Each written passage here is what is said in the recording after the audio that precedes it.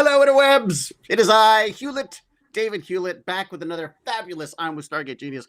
Today, I'm really excited because Jacob Parrott has joined us, and Jacob has got some of the coolest science going on around Mars, a little MacGyvering of Mars, as I'm calling it. Jacob, first off, welcome. And then, if you wouldn't mind, let us know who you are and what you do. Yes. Hello. Hello, everyone. Hello, David. Yeah, I'm Jacob Parrott. I am a research fellow at ESTEC in the Netherlands. And yeah, I am MacGyvering two spacecraft at Mars to measure the Martian atmosphere. It's so I love it because I mean MacGyvering is what everyone goes to. I always think of hacking. It's like taking technology that isn't meant to do something but using it to do something else. Could you maybe expand on that a bit, because it's really Yeah. neat what you're doing here. How old Yeah. are these spacecraft? I guess what's it, satellites? Mars Express, so the Yeah, transmitting spacecraft, is old. It really, got there in 2003. right. See, that doesn't And sound then, that old to me. But yes, yeah, I get it though. Yeah, for spacecraft, yeah, okay, it's not yeah, Voyager sure. old, Yeah. but That's a yeah, whole other amazing story too, isn't it? Yeah. yeah. Okay, so For 2003, and what was it? And it was sent up to do what specifically? Well, that was ESA's first visit to Mars. So we're trying to just get everything. It wasn't particularly looking for a specific thing. But Right, then we're receiving at Trace Gas Orbiter, which got there in right, 2016, and that was looking for signs of life or past life. That had more of right, a tunnel focus vision on it. Yeah. right. Um, and my hacking is to do with two little antennas which are on either one of them. And these little antennas were designed to talk to ground equipment on the floor. So I'm hacking those little antennas, those redundant Wait a antennas. sec. They're designed to send signals to Mars or to Earth? These are little tiny ones. They're not the big high gains which shoot high power back. These are little tiny ones. So yeah, we can dive straight into the tech of it. But Well, why not? It's exciting. yeah, It's so okay. so okay. So I mean, and we'll also touch. I also want to find out sort of where you came from, and Mhm. how Doctor Who had an influence on that. And also there's a whole McDonald's angle as well that I'm really looking forward to talking about as well. Yeah, yeah. I love that there's a chicken side, but we'll get into that. It's But important. this is the reason why I'm seeing you all over the place in these with science papers, and there's a lot of amazing sort of articles based on your work. Um, uh, that's sort of out right now, and it's kind of, I think that'd be kind of fun for people to get a sense of what you're doing now and what you've been working on, and then we can sort of bounce around and see what else is going on. So Sounds good. how did this concept come up? How do you even think of this? Like, hey, wait a second, there's a couple little extra antennas there that we could be using for whatever. So the theory of this is pretty old. We did this back in on the Mariner missions to Oh Mars. wow, yeah, And this was a standard radio occultation. I call them conventional radio occultations because they were just sending a signal from an orbiting spacecraft at another planet right, and sending it back to Earth. right, And that's the general theory. So as this signal cuts through the atmosphere of Mars, as it's like descending over the horizon, it'll bend a little bit, and you can look at this bend. But the idea to do it mutually, so mm, we now put the receiver at the same planet. So now it's a transmitter and receiver orbiting the same planet. mm, That idea came from, I think it's always been on the cards, but there was a test done in 2007. mm, They only did three tests between Odyssey and MRO, Mars Reconnaissance Orbiter. right. Um, and then come 2020, we tried to do it as a proper campaign, more official, because yeah, Trace-Gas Orbiter entered its mission extension in 2018, and then that's when the whole scientific community gets to say, what else can we do with this spacecraft? Right. And that's where we're like, mutual occultation. We've been wanting to do this for ages. Now we can. ESA has two spacecraft at Mars. Let's do it. Yeah. Let's do it. And Yeah. that's some serious gravy on top of things. Like, I mean, that's like, if you're given that it's already basically done its work, the fact that it Mhm. can now add this whole, I mean, because it's, Yeah, yeah. I'm not sure that I entirely Okay. understand about the radio wave. The radio waves, you're calculating the differences in the way they're moving because they're hitting things. Is that basically it, or they're interfering with something? How does it actually work? Sure. So I'll start the explanation from a rainbow. Oh, We all know what great, a good, rainbow is. yeah, yeah, Refraction. okay, So happens in the optical wavelength, how we see a rainbow, but also happens in a radio wavelength. And if actually we'll get visual, or if your viewers are just listening to this as a podcast, you've got to use some imagination here. Right. But if I'm holding up my fist to the camera, that you can imagine that is Mars. Okay. And then here's a satellite orbiting Mars going around, Right. and it shares a radio link with you, Okay. with the center of with the camera. Yeah, there you Yep. are. Yep. And as it descends over the horizon, you can just imagine like a string between the two of them. Yeah. And the radio wave will just bend slightly. It will refract slightly Yeah. as it goes back. And if you were pulling a string, I mean, I've got a cable here. If you are, this is shorter than this. Right. So Right. if you're looking at the phase, just like the length along this, you can look at a phase change, and that will tell you how much it's bent. So you look at a phase change, that tells you how much it's bent, and that tells you about the atmosphere and the ionosphere. It will bend more if there's more free electrons. It will bend more if there's more pressure, higher temperature. So use the bend.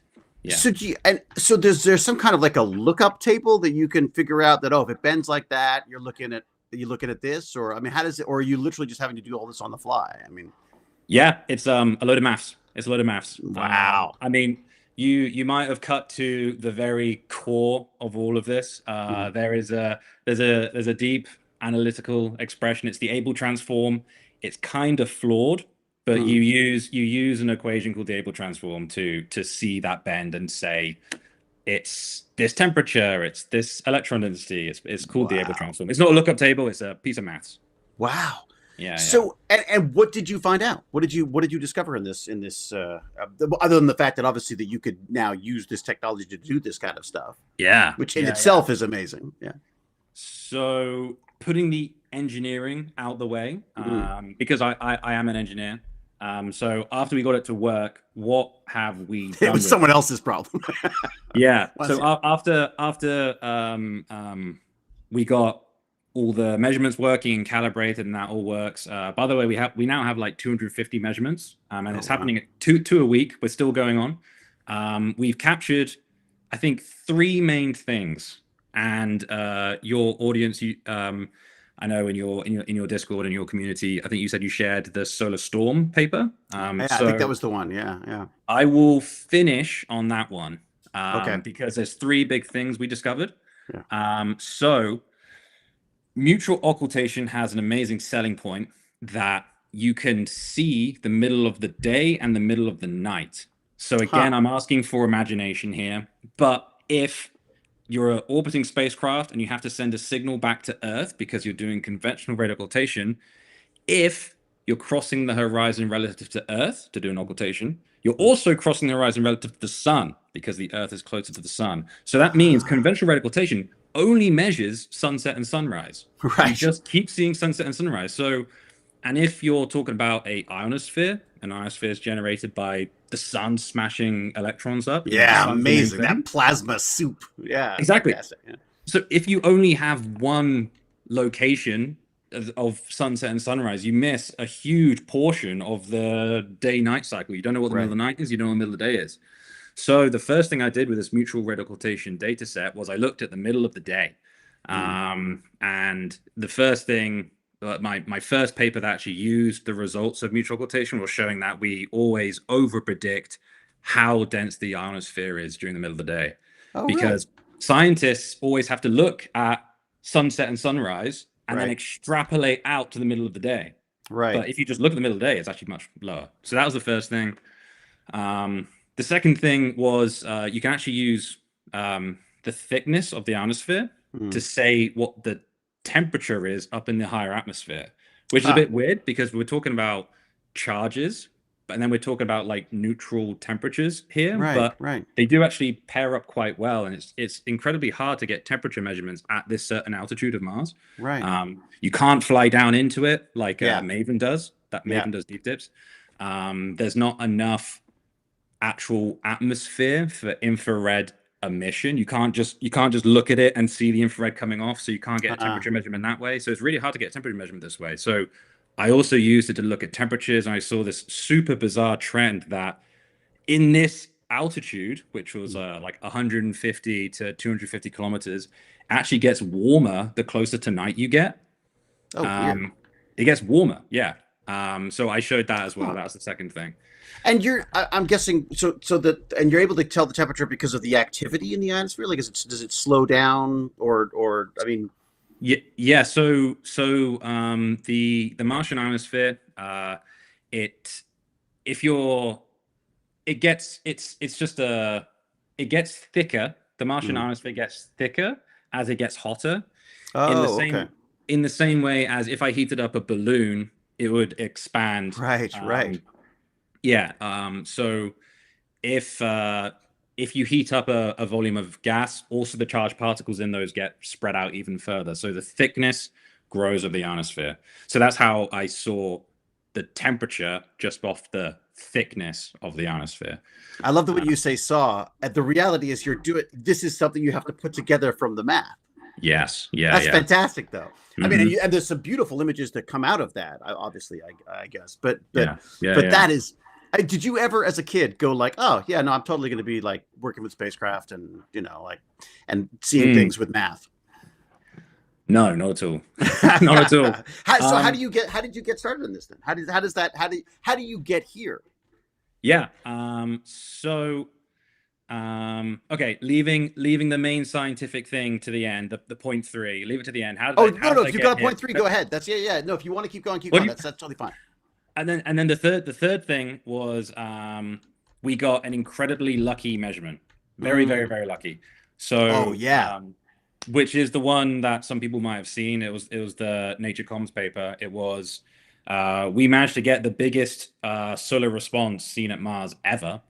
Was Um, that planned? Was that something to do with the? Could you plan it around the, what is it, 11 years or whatever it takes to for these things to? Um, well, I guess you would expect it to be around then because of Yeah. this 11-year cycle. Yeah, absolutely. But you can't plan this at all because we say I'll do all these orbit simulations and I'll say when an occultation is occurring, just because we know the orbits pretty well, you can Right. simulate these. If I give 100 possible occultation moments, then the operation guys at ESA will come back and give me just two. Only two are viable Really.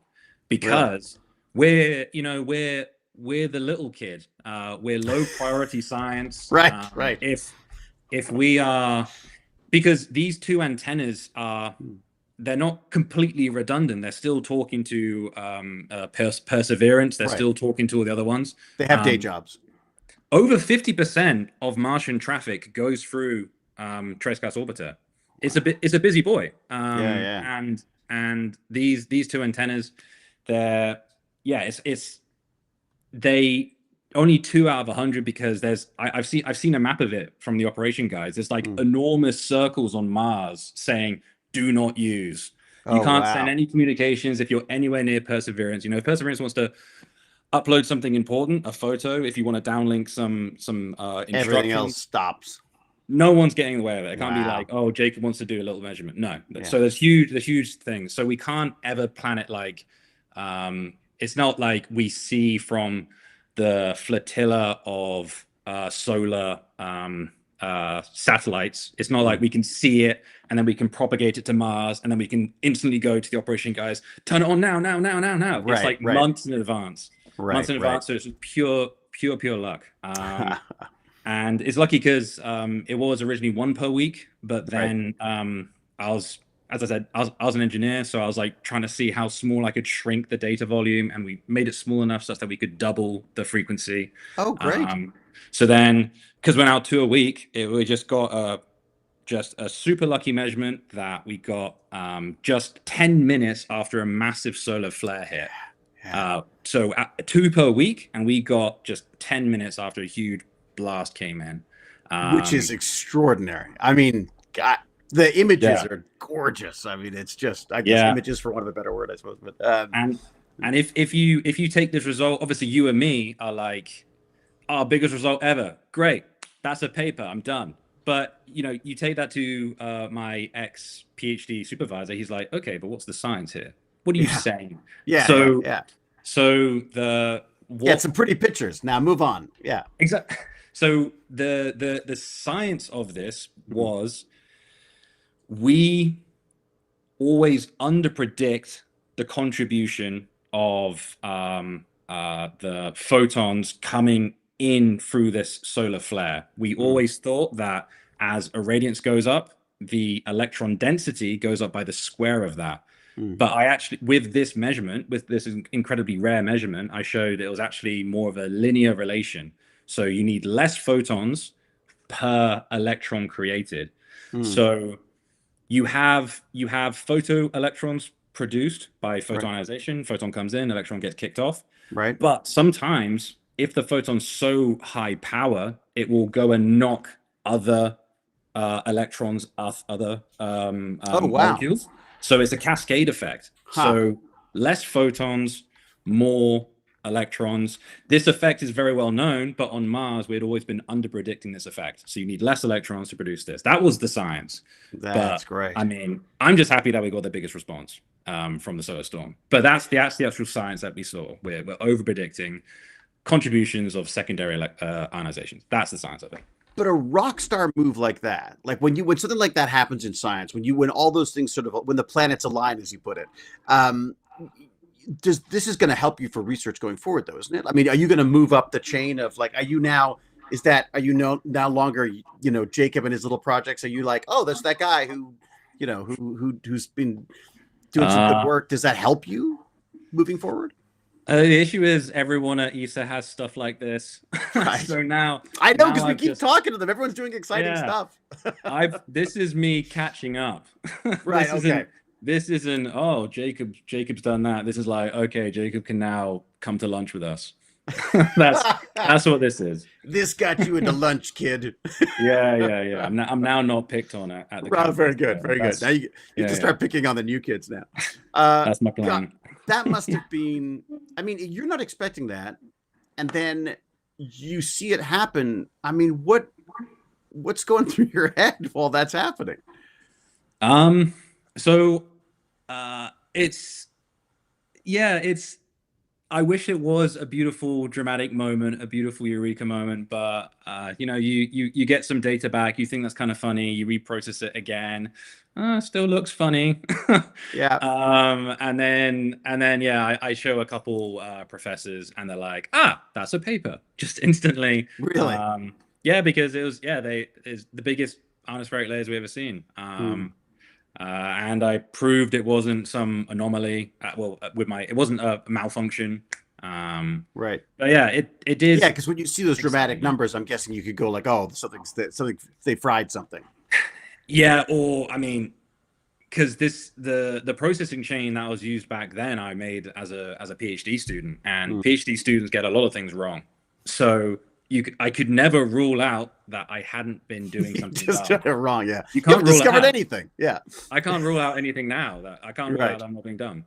But So that's sort of the beauty of science, though, isn't it? It's that yeah, it's never finished. It's not, never there's finished. never one of the things I love about talking with scientists and engineers is that there's a humility to it to some extent, where there's always something else to learn. There's people who don't know as much tend to be much more adamant in their beliefs of what the way things are. I find it very refreshing to talk to science people. I'm sure you're super aware, and you're already super aware of the Dunning-Kruger curve. A little bit. Quick. It sounds familiar, but please explain, Yeah. because I just play scientists on television. Remember, so No, I'm like it, but it's all your esoteric knowledge. Mine would be mutual occultation, but then there'll be many fields that I know absolutely nothing about, but you do. So right. this axis is knowledge, and then this axis. Wait, Oh, the right. camera's Yeah. flipped. Hopefully, the camera's the same flip as I see here. But yeah, confidence and actual knowledge. Right. And you start with little confidence, little knowledge. You go up massively at the beginning because you're just naive, and then the pit of disillusion, Trough I of think it's disillusion. called. Yeah. Yeah. So I think we're all constantly in this disillusion point once we get to this point. So yeah, we're less confidence now. It's wonderful because I've been doing these for a while now, but in a large part, I mean, it's basically because of Agne and her connections with ESA, and I just feel like I know less every time I talk to people, because there's just so many different areas of science that I wouldn't have even considered this as that it even existed, let alone that you could pursue it. Mm. So what do you do now then? Is there still more stuff to pull out of this data, or The you're data's still still pulling coming stuff? in, Yeah. 2 per week. But that's mostly just ticking over now. That is just operationally happening. Maybe we'll see something interesting. Maybe. Right. So Um, basically it's like a nature cam at this point. It's just like, see what happens if something. Going on. Exactly. Yeah. Yeah. It's now going on.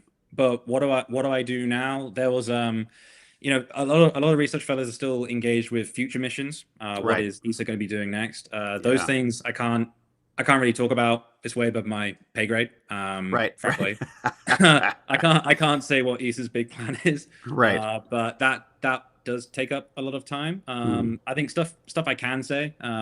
One is quite a funny one. So the actually, it's probably not funny. It's probably immensely boring. But this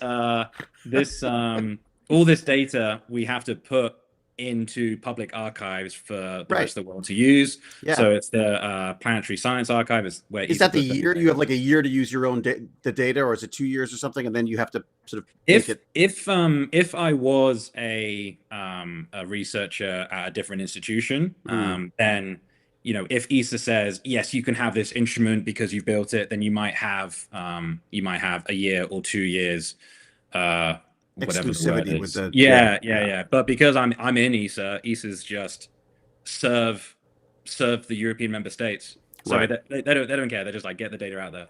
right, right, And I'm fine with that.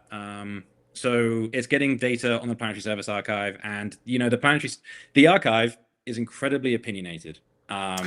You can't just drag and drop and leave it there. It's got to be everything is so exact. And something that melted my computer a couple weeks ago is, if you have a long list of numbers, you right, might think there's a number, and then you hit enter, and then there's another number. right. A long list, and I had 500 gigabytes of just long lists of numbers. Right. But if you hit enter on your keyboard, that's a carriage return. But the Planetary Service Archive does not want a carriage return. It wants a carriage return line feed, which you Oh can't even my! type. So I had to go through 500 gigabytes, Search and obviously replace. not manually, 500 gigabytes of just like delete and then change the type of enter button. Oh my Uh, God! so it's just a lot of like fighting with archives as well. That's something else. That's too funny though, because the standardization stuff is we talked about this last week when it comes to sort of medical treatments using particle accelerators, basically. Ah, And it's like trying to find the standards. Like people have been working, like even though we have an internet, we have all this wonderful connections between people. Everyone still tends to sort of go off on their own and do their own experiments using their own metrics and stuff. Not no metrics, but their own their own way of yeah, doing things. And if there was some way to standardize more of this stuff, there would be so much more yeah, to discover. yeah. But I love how that we're still struggling basically with a carriage return is It's marvelous. exactly, yeah. Carriage returns, not dots, not tabs, not commas. Yeah. How are you separating your data? Yeah, And yeah, going through that much data on a laptop it's true. It's gonna look. I did a silly yeah. thing the other day where we were trying to estimate pi using coin tosses, and I, like an idiot, went, well, I mean, it's a computer, 100,000, and then Yeah. watched my computer slow to a crawl for the next Sorry, what were gun. you? So What were you? You're calculating pi with coin tosses? yeah, it's this What is really that? weird. I'll send you the paper because it's Oh, fascinating. It's basically, I mean, maybe it's not a paper, but it's a take on a paper. mhm. But the idea basically is that you randomly flip coins, and every time you reach a point where there are more heads than tails, you create a fraction, and you keep doing that, and eventually it simulates. Well, if you had an infinite amount of time, eventually you end up at basically pi, which is just I'll have to send it to you because you'll understand it far Yeah. more than I will. All I know is be careful what you run it on, because I I was I really won't understand it more than you. yeah, yeah. Well, But yeah. yeah, maths is just this hole in our reality that I don't think our monkey brains will ever actually understand. We accept it, but we're not Yeah. It's not actually going to go in. I Okay. think maths is kind of scary. It's a bit like cosmic horror. Are you? Yeah, well, it was an educational horror for me. It's so funny because I couldn't stand math. Didn't understand any point. Didn't see the point in it at all. I was like, we have calculators, whatever. Yeah. But then, as the more I realized how little I knew, I got sort of fascinated with the whole math side of it. What did you? Was maths always a thing for you, or did you just avoid it as much as possible? I think I did kind of like it. So at school I was into STEM. Towards the end of school it was all physics, chemistry, maths. Right. So right. yeah, I did enjoy it, but I think maybe that was because I was so terrible at the humanities. You know, I'm dyslexic, I can't write, so it's kind of like really? you pick what you can do. Well, So, does dyslexia affect the mathematics as well? I mean, does it mess with that? Apparently, if you're bad at maths, that's dysnumerate. Well, I definitely have that. The numbers are basically swimming for me. Yeah, it's amazing. Yeah. I'm not really sure how dyslexia works, but definitely I couldn't have done any of the essay type of subjects. Right. Do you think that's? I mean, it's funny how many people, very smart science folks, are dyslexic. It's almost like they've had to work their way around it another way, and maybe that's a good way to train the mind for coming up with these kind of things. Thinking differently, thinking differently is important. Yeah. So you were definitely in the STEM growing up. There was a mention of Doctor Who in there, which of course I have to jump on because I was a huge. That was basically for me that bound science and science fiction for me. That was a show I grew up with. Mine obviously way back in the Tom Baker days. You were a fan of the latest post reboot. Eccleston to Matt Smith probably. And where I loved Matt Smith. This was during high school you were watching this or well, Eccleston would have been some primary school for me. Okay. But yeah, actually I'm interested. Which of the Doctors have you met? Have I met? Yeah. God, I don't. I've met. I mean, you're in the same world as them. It's such a weird world though because they tend not to be at the same events. I've missed David Tennant multiple times. I've missed him at events, and he's probably just avoiding me. We're actually we have the same birthday, which is kind of extraordinary. And I've met. God, who did I meet? I can't remember their names now. There was the one that was in Lord of the Rings. God, I've got to remember their names. This is terrible. The reboot? Wait, Lord of the Rings. Lord of the Rings. No, the films, the original films. Someone in the chat will get it for me. But I was Tom Baker. Tom Baker was my guy. It was like John Pertwee, Tom Baker. I watched all of the for years and years and years. It's sort of lost touch. When the reboot happened, I was kind of it was weird because I think it's that 10-year-old person has a very different perspective on these things than a 50-year-old. So it was so I didn't quite get into it as much with the new stuff, but I loved how much it brought back that love of sort of science and stuff for people. And it did. They did the reboot really well, I think. Sylvester McCoy. Sylvester McCoy was the one who I met very briefly. Yeah. Okay. But yeah, some of the Doctor Who episodes are just core memories. Just so creative. What were the ones that stood out to you? What were the ones that sort of spoke to you from a science perspective? Science perspective, or just love creativity perspective? Either way. My favorite ones would be Silence in the Library. That might be Donna. Maybe as well. But someone will know. You wait. Someone in the chat will know for sure. Yeah. Silence in the Library. That's incredible because that was the Vashta Narada. The shadows are alive. The microbes inside the shadows, and that's where that episode. I think they also introduced, the Doctor's wife. That's just the first episode. That's like a throwaway topic, but it's such a huge part of the meta story. And the skeleton that's it's covered in the Vashta Narada, and it's like living inside its spacesuit. It's chasing them around, but their personality is embedded in their comms AI. and their comm is still talking like them, which, this is like 15 years ago, but now, people are trying to start AI companies where that do it's exactly trained that. on your past relative. Yeah. And so Science the Library, incredible. And then I think the one with they introduced the Ood. I think it's the one of the devil, the Impossible Planet. Ha. Yeah, I can't believe you know the titles of them. That's the amazing. I'm Impossible impressed. Planet. Yeah. The cool memories. The actual sci-fi devil, and the Ood being taken control over. I thought that was like this. The vibe was great. Obviously, there's loads of others, but those are my two favorite ones. It's funny. Yeah. The ones. So for me, it was like things like Green Death, where there was a spaceship that was actually alive, and that the people that came out of it weren't people. They were just an extension of the spaceship, and they made themselves look like us because they thought that's what we wanted to see, and it was just in an evil way. Of course, yeah, in an evil way. Okay, okay. It's funny because what they used to do, and I'm sure everyone's heard this a million times for me, but you haven't, was the fact that Doctor Who it ran a little long for our half hours here. So they added a chunk, because it was on PBS, they added a chunk with scientists and sci-fi writers talking about potential science links. And to me, that was almost as exciting as the episodes themselves. Like I adored that stuff. And in fact, one of my great joys was Agne putting me in touch with Dr. Gator, who was one of the guys who talked. He'd be in Hawaii talking about the science behind this stuff. Anyway, sorry.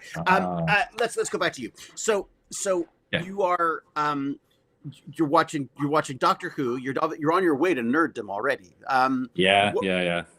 Although I don't know how have you spoken to other British people my age? Because I don't think it was even a step to nerddom. It was just everyone was watching it. Yeah, it's true. It's much more mainstream in the UK. I guess Doctor Who being British, it just was everyone watched Doctor Who. Yeah, that's true. Yeah. Here you had to seek it out more, I think. Okay. So I guess I'm lumping you in with my nerds.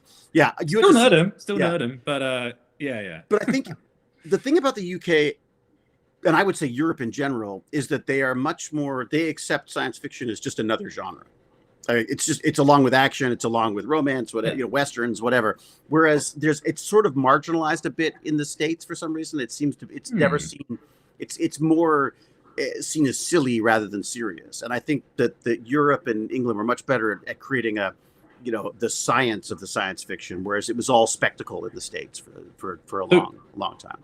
So I'm interested. So if a huge sci-fi film like Dune comes out, which has hardcore sci-fi nerds living and breathing it, do they just see Doom as like just a nerd film?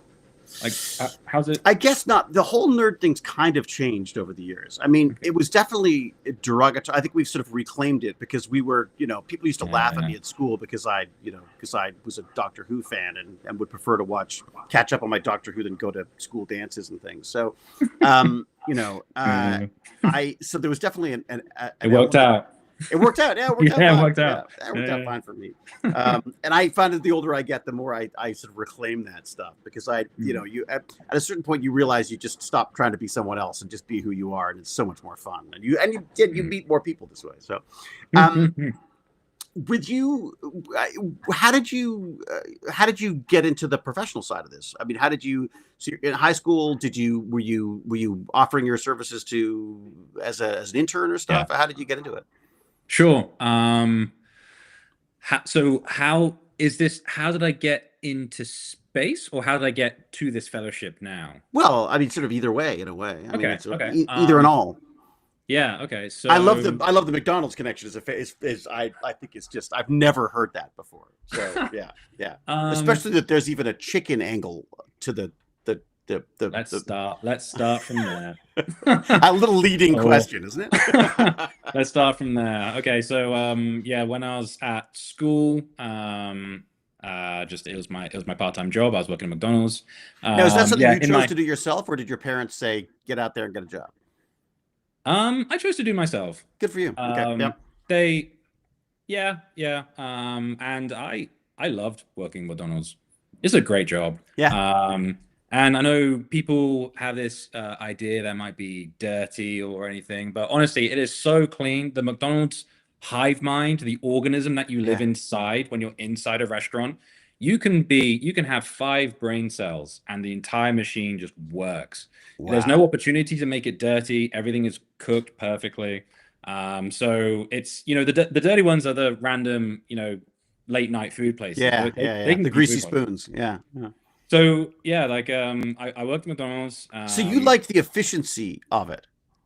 That's Yeah. cool. That's very cool. And I think the worst kind of teenage job I could have would have been like working in a quiet clothes shop. Some of my friends had those, and if you're Right. just standing around folding clothes, Oh that's terrible. God. Oh But God. if Yeah. I did the breakfast shift at McDonald's, that'd be you start at 6 to open at 7, Mm. and then blink of an eye, it's 2, and your shift is over because Wow. breakfast was just so hectic. Like just time flies past.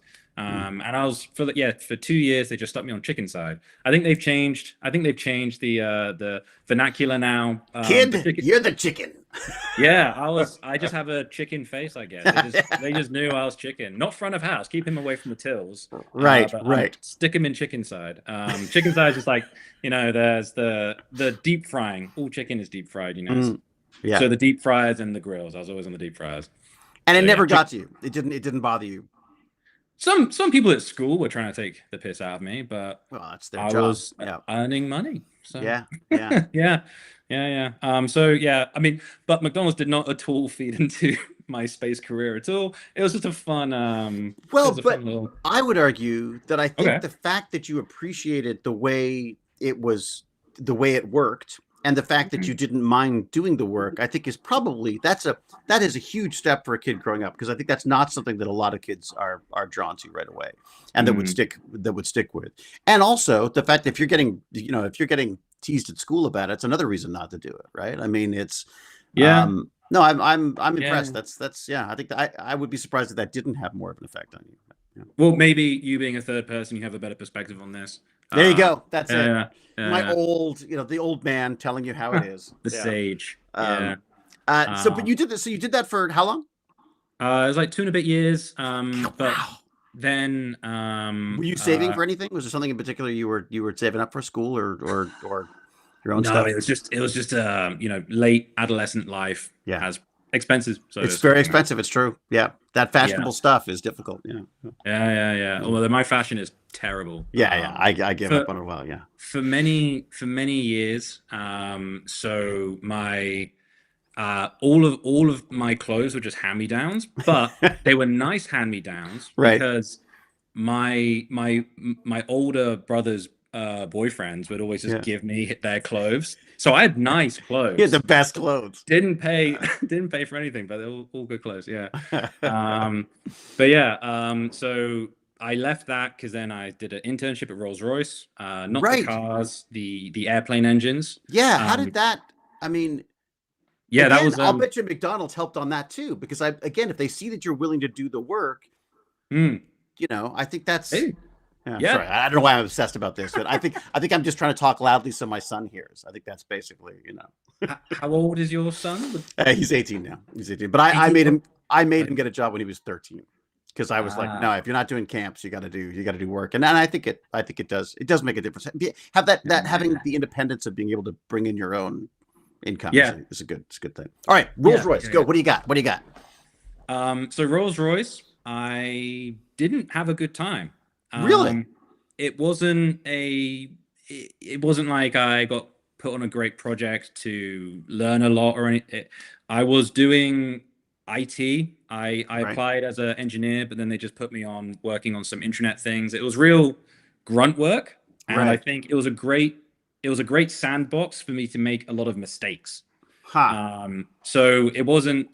I don't think I learned a lot there. I definitely so you went in, wrecked myself. their internet, and then left again. I went in, annoyed a lot of people, got a lot wrong. What sort of stuff would they have you doing? I think because I went when I was like 19. Right. Year in industry, all my friends went to university, and I think I just had this idea that I was some big professional now. Right. And I think my boss had to tell me once that I was like reprimanding a senior person for being late for something, and I just didn't even realize. I went in with completely the wrong mentality. I don't know. So That's not necessarily a bad thing. I mean, yeah, yeah. So I think it was a nice sandbox to make a lot of mistakes, and the work was extremely boring. It was just right. um, there's a certain component in the division that makes O-rings, and Wow. if Okay. something goes wrong, here's the process for how to fix that O-ring. And I was just documenting and putting it on the internet. In Oh, wow. yeah, so You're not even like, engineering. please God, put me back in chicken. Exactly. I was just dreaming of chicken side days. The good old Back in days. back in Those yeah. Fridays. Uh, Yeah. But that's I so funny because it sounds like Rolls Royce. And in the aviation side of it, even more exciting. But no, mm, there was a yeah, cog in the wheel. it and it's pure luck. I'm sure a lot of people can have a great time at Rolls Royce, but I just ended up in HQ doing Mm, IT admin. So just right. about yeah. Wow. How long was But that? Just one year of that? one Yeah. full year, yeah. Yeah. But it was like leaving home for the first time, and Oh yeah, wow. yeah. Right. Okay. Maybe that's why. Where Maybe are that's they why based? Where's their Derby, Derby? Derby. Really? Well, that So probably it's didn't help either then. did you say Derby because you know about Derby, or because you it's a It mystery? sounds familiar to me. Derby, yeah, Derby's not. Yeah. Derby's Yeah. not good. Yeah. Where is it? Where Yeah. is it in the scheme of things? It's Midlands, Yeah. kind of near like Birmingham, Nottingham. It's between the two of them. That's that Yeah. we have a place in the Midlands. My wife has a place in Oh. just outside of basically outside of Coventry, but Ah, it's close. more. I see the retirement angle more than the 19-year-old Oh. angle. Okay. Well, I think Coventry's quite close to Derby, I think. Yeah, probably. That's probably Yeah. why it sounds familiar to me. Yeah, Yeah. yeah. Yeah. Yeah. Yeah. But But yeah, yeah, it was not exactly a thriving metropolis for you at the age of 19. definitely not. Definitely Yeah, yeah. not. But then I went to university, and I was already doing space technology at university. Oh, So where did the space passion come from? I think there would have definitely been, so you're finishing school and you're looking at what you can apply for. hmm, And I knew I was engineering. I think that was right, my kind of thought process, just my type of mind. I knew it'd be a well remunerated career. right, So right. I was thinking engineering, but I had a love of biology originally. Both of Mm. my parents are biologists. Ooh, hard to escape Um, that. Yeah, um, that's some and amazing engineering and biology as well. apparently, because they both met at university, and Right. I think they met because my dad was copying my mom's homework in biology. And then, but and Did he they tell you that, or did she tell you that? oh my mom tells me all the time, Yeah. yeah. Yeah. Okay. But it was a biology household, and my sister's a doctor, also did biology. Oh It's a wow. biology household. Right. And in the final year of school, we're given an opportunity to do a private project, work on your own thing, do your own Oh. private study. Oh, nice. Open ended. Give us a project at the end of it, Right. and I wanted to do mycology for like oxygen production for astronauts. Oh So wow. back then, I thought that mushrooms could do everything. There was this bizarre type of organism that could be applied to I anything. love them. There's I love them. I'm in love. Yeah, I think that yeah, they're magnificent. Yeah. like there's some fungus that can eat plastics. They can eat Yeah. oil spills. Yeah. Some of them produce vitamin D for us. They can Yeah, live on just about anything. It's insane. yeah. Yeah. So I wanted to do a project of using just a really dense fungal foam to produce oxygen. So I have like a closed system. Wow. But How'd that go? definitely it was it was a while ago now, but it was completely infeasible. You need for a human of Mm. our metabolism, you need like this entire room of fungal mass. Right. Right. Because it's just such a less lower metabolism. Is it Um, and it's than a regular green plant type thing.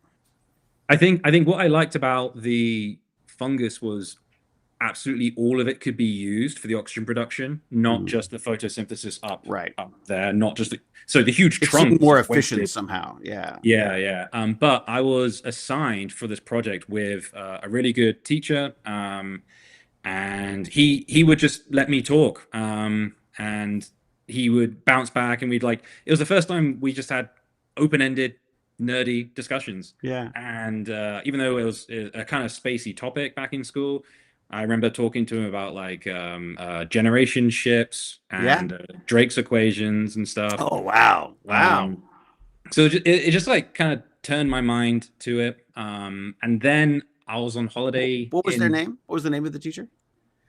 If you um can say it. I can say it, but why am I brain blanking now? Oh, that's okay. That's fine. It's fine. I always like to give them Mr. Roberts. Mr. Roberts. I just love giving them a call out because I always feel like if they've had that, there's so many times I'm talking to people and they have that teacher that just made them feel like they could contribute and that what they were doing was important and inspired them. And it's really wonderful. Wonderful. Yeah. When it happens. And I should know his name off the top of my head, but no, it's fine. It's like And then I went to DC as like a family holiday, Washington DC, and I went to the Smithsonian, and that also inspired me. I remember that's also a cool memory, going to the Smithsonian in DC. Yeah. So yeah, space was on my mind, and I saw university. You can do space at university, but it's not just space; it's something else. So my whole course was electronic engineering with space science and technology. That was the full name of it. Nice. But it's electronics. So it's 3 years of electronics, which is just soldering, programming. Oh, don't you love it or you hated it? Tracking the bits around. I do love it. Yeah, I'm an engineer, not a scientist. I'm an engineer, not a scientist. Yeah. Soldering. I love soldering electronics. I was doing that since I could burn the house down. It was great. Yeah, I love it. Love it. I suck at it, but yeah. Can you say any of the projects you did? Or was it just like fixing stuff? I did weird things like, well, first off, I had to get a TV working because I wasn't allowed to watch television. Nice. So I used to just dig through garbages and find old televisions and try to get them working again. Great way to learn and to get electrocuted. And they also didn't come with any kind of earphones. So I had to figure out a way to wire into the speaker and have little earphones so that my parents wouldn't hear me watching Doctor Who when I wasn't supposed to be. And then that got me all excited about other stuff. And when that worked, I was like, oh my God. So I'd go and get little kits from Radio Shack and do my own little circuit boards. You'd etch them out. And it was just, I remember doing a plant growth stimulator, which was a complete, absolute pseudoscience nonsense, I'm sure. Okay. But it basically was testing whether plants grew better with a little chirping noise every so often than if it just didn't. For a speaker, just an audio speaker. It was just it's a little audio speaker, and it would chirp at regular. And back then, it was a little bit more complicated to make that happen than it is now, where you could it's basically trivial. But you had to electronically put all these things together from scratch. So and I just loved it.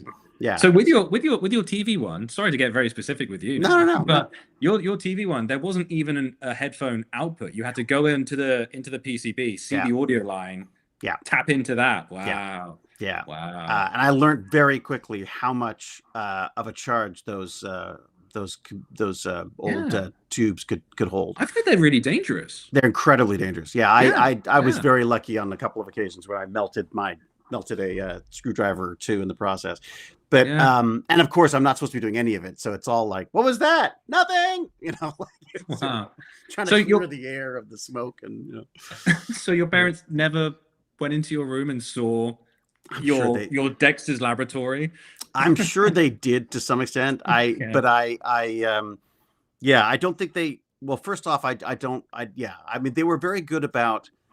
My parents have always been very good about the privacy of people's, what we do in our room, as long as it's safe, which of course is the immediate thing I don't do. But they were very good about that. They didn't really sort of, and I think honestly, it was probably nice to see me taking an interest in something other than hanging out and drinking with my friends or whatever. So, it was definitely. I'm so envious of kids now with the kits that are available and the the PCB way where you can actually have things design your own boards. Yeah, and Apple. Oh my God, the Raspberry Pis and the Arduino stuff is amazing. Do you still play with that stuff yourself?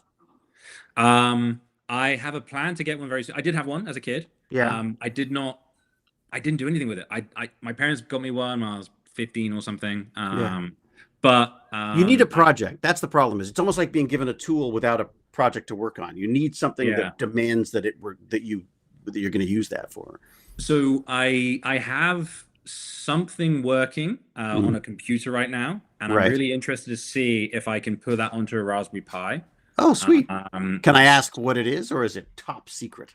No. It's something I'm just doing at weekends. So it's AI based. We may be working on the same thing. Oh, really? Yeah, go on. What do you got? So it works on a computer right now. Yeah. But you don't just have to have an API to something on the web. You don't have to go to Claude or GPT. You can run them locally. Yeah. So there's some models that run on your local computer, and they are incredible. So I've been running some on my own laptop. You definitely can't do any of it on the ESA laptops. ESA IT is the final boss. You can never do anything with them. Yeah. It's one of the reasons why we're talking to you at home, is because their network is unforgiving when it comes to anything other than Teams. So I've built a little AI that I call it Tugboat. Tugboat is just not a sophisticated man, but he is tenacious. So I have him on 24/7, and he is looking for a job for my girlfriend. No. He is clicking through websites and looking at job criteria, and then seeing if it assigns, and then writing it down in a list. Oh my God. Because the job hunt is horrible. I think, and it's most jobs advertised don't even exist. They're sourced internally, or they're just left up. Or they're scams. That's the other thing. There's a billion scams now as well with jobs. Yeah. I mean, as I said, he's not sophisticated. He probably is finding a lot of scams. Right. But he's adding them to the list. But the thing is, he finds a page once every 20 seconds, takes a while looking at it, but he is on 24/7. Yeah. And it was when that I was is not what I'm working on, by the way. When I was looking into the brains of what I've now called Tugboat, it's a model called Quen, and it's only 35. Yeah. That's the new Chinese open source. Yeah. And it's remarkable because it is it was 35 gigabytes. 35 gigabytes is the size of Zelda Breath of the Wild. Yeah.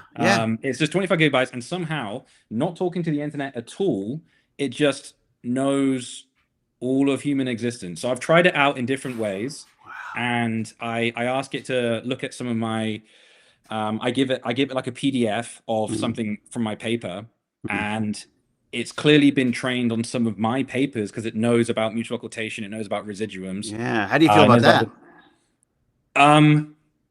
I guess I want to disseminate my information. Yeah. Okay. I guess it's not creative work, so it's I want to disseminate it. Yeah. But then also I gave it a photo of myself, and it was maybe similar to the photo I've provided you for your thumbnail, but it's like me in a shirt standing in the Mars yard at EdTech. Yeah. And I ask it, what do you see? And this 35 gigabyte little piece of silicon is just, it says, I see a man with a beard with his hair pulled back. He's standing confidently. And I'm just thinking, like, somehow the idea of confidence is ingrained into 35 gigabytes. It's extraordinary. As well as what a residuum is and what occultation is, and all about Henry VIII's wives. Somehow 35 gigabytes is that. It's insane. Yeah, I'm gonna have to get get some of the info from you on that, because I'm obsessed with the fact that my memory is terrible, always has been terrible, never been good at focus. I use AI to organize myself on a lot of stuff. So what I wanted a little carry around device that could record what I'm saying and what is being said to me, and then transcribe it for me so that I can search it later. But I don't want to use a commercial one, because I don't want my entire life being presented to, to whoever it's going to be, Meta or Google or whatever. Definitely not Meta. Oh my God. Yeah, exactly. Any of these people. Like, my issue with AI is less about the AI or even the humans, how we're going to use it. It's the people who are developing it right now. I mean, the people with the haves with access to this stuff are worrying to me. But no, that's like, and I think that's what we're going to see more and more, though, is the idea of these AI projects that are specific to the idea that we're going to create some all-knowing, Wizard of Oz is not as appealing to me as Tugboat, who's just chugging along doing something that would be just maddeningly time consuming and frustrating otherwise. Exactly. Just taking the annoying stuff out. Definitely not replacing creative work, but just the stuff you really don't want to do. So you would run that on a Raspberry Pi or the newer Pis you can add RAM to, and AI if you can afford it now. Exactly. RAM is so expensive now; it's ridiculous. I might have to pull apart my old computer, but right. So it's AI isn't dependent on the speed of your CPU. It's not dependent on the speed of your GPU. It's dependent on the speed of your RAM and the size of your RAM. Right. So it just wants massive bits of RAM really close together, so it can constantly jump and back and forth, changing the parameters in the neural net. It just wants to constantly change loads of parameters in the neural net. Which is why it's so expensive to buy it now, and also hard drives as well. Those, I'm amazed that those have jumped up in price as much as they have as well. I didn't know about hard drives, but the RAM thing certainly, the hard drives apparently as well, because the data centers they're buying up. I think Nvidia said they would buy one of these companies' entire stock in January, basically. So so just because Raspberry Pis can have a pretty bad CPU, but if you can put RAM in, you can run an AI. And do you need it to be portable? Is that the idea? I guess it will be portable, but I want to have it so you can have it and it can plug in with a HDMI and it can just look at the screen and move a mouse around. So I want to see if Tugboat can do a job hunt just as a plug-in dongle. That's great. I mean, because the other thing that I've started doing is I use we've gone completely off topic and I apologize, but I'm loving it. I've actually, so my wife upgraded her MacBook finally. And so I just took it, wiped it, and I run Claude code on it because I don't have to worry about the privacy issues. And it's got, not a huge amount of memory, but more than a Raspberry Pi would have.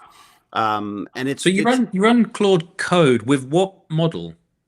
That's a good question.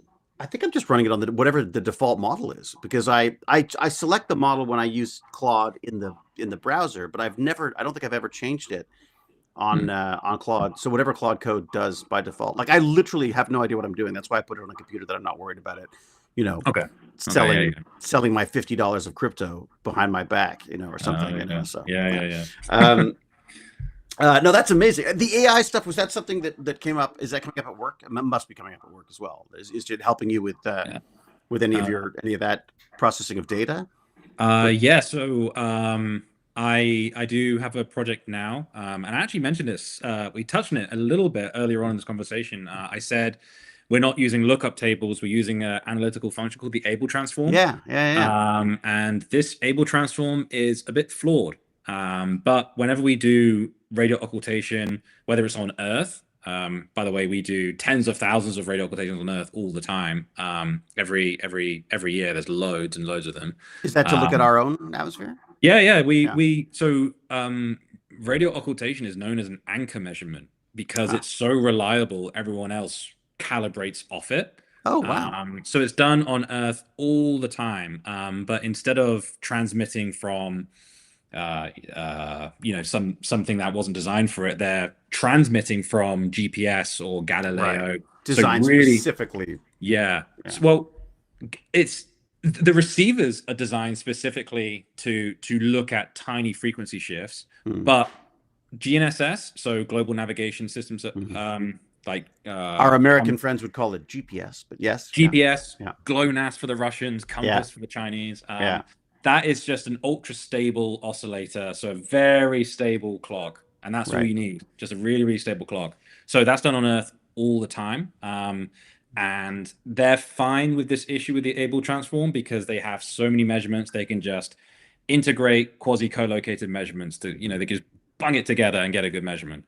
But on Mars, where we have 2 measurements per week, you really have to make the most out of every single measurement. Right. So I'm using machine learning to take the 2 spacecraft, simulate their orbits, and then have a model atmosphere between the 2 of them. And then I do ray tracing through them to simulate what would be happening, what the refraction is. Right. But because I've parallelized it across a GPU, it's now super quick. It does all the rays at once. Oh, wow. So I can convert one flyby into one frequency shift in 0.17 seconds. What GPU are you using? Is it like a mega one or? No. It's the one I had as a PhD student, which I still have, is a RTX 3060. Oh, is that it? Really? Yeah. It's pretty solid little beasts, those 30. Yeah, I think it's in my laptop. I think there's a 3060, which I know is not really a 3060, but yeah. Just when most people, if they're using I guess Python's the biggest coding language in I love science. Yeah. It's that's single core stuck. You have to do some hacking to get it to go parallelized. Oh, really? Multiple things. Yeah, it really wants you to do one thing at a time. So you have that would explain why my damn coin tossing took so long. If you parallelize it, it will. Well, I guess your coin tossing is very sequential, so you couldn't parallelize it, could you? Because you need one thing to happen and another thing. But it's just random. Couldn't you have them doing random? They could each be running different head tossing because it's all supposed to be random anyways, isn't it? Didn't you say if it gets to a certain proportion of heads or tails, then you do something?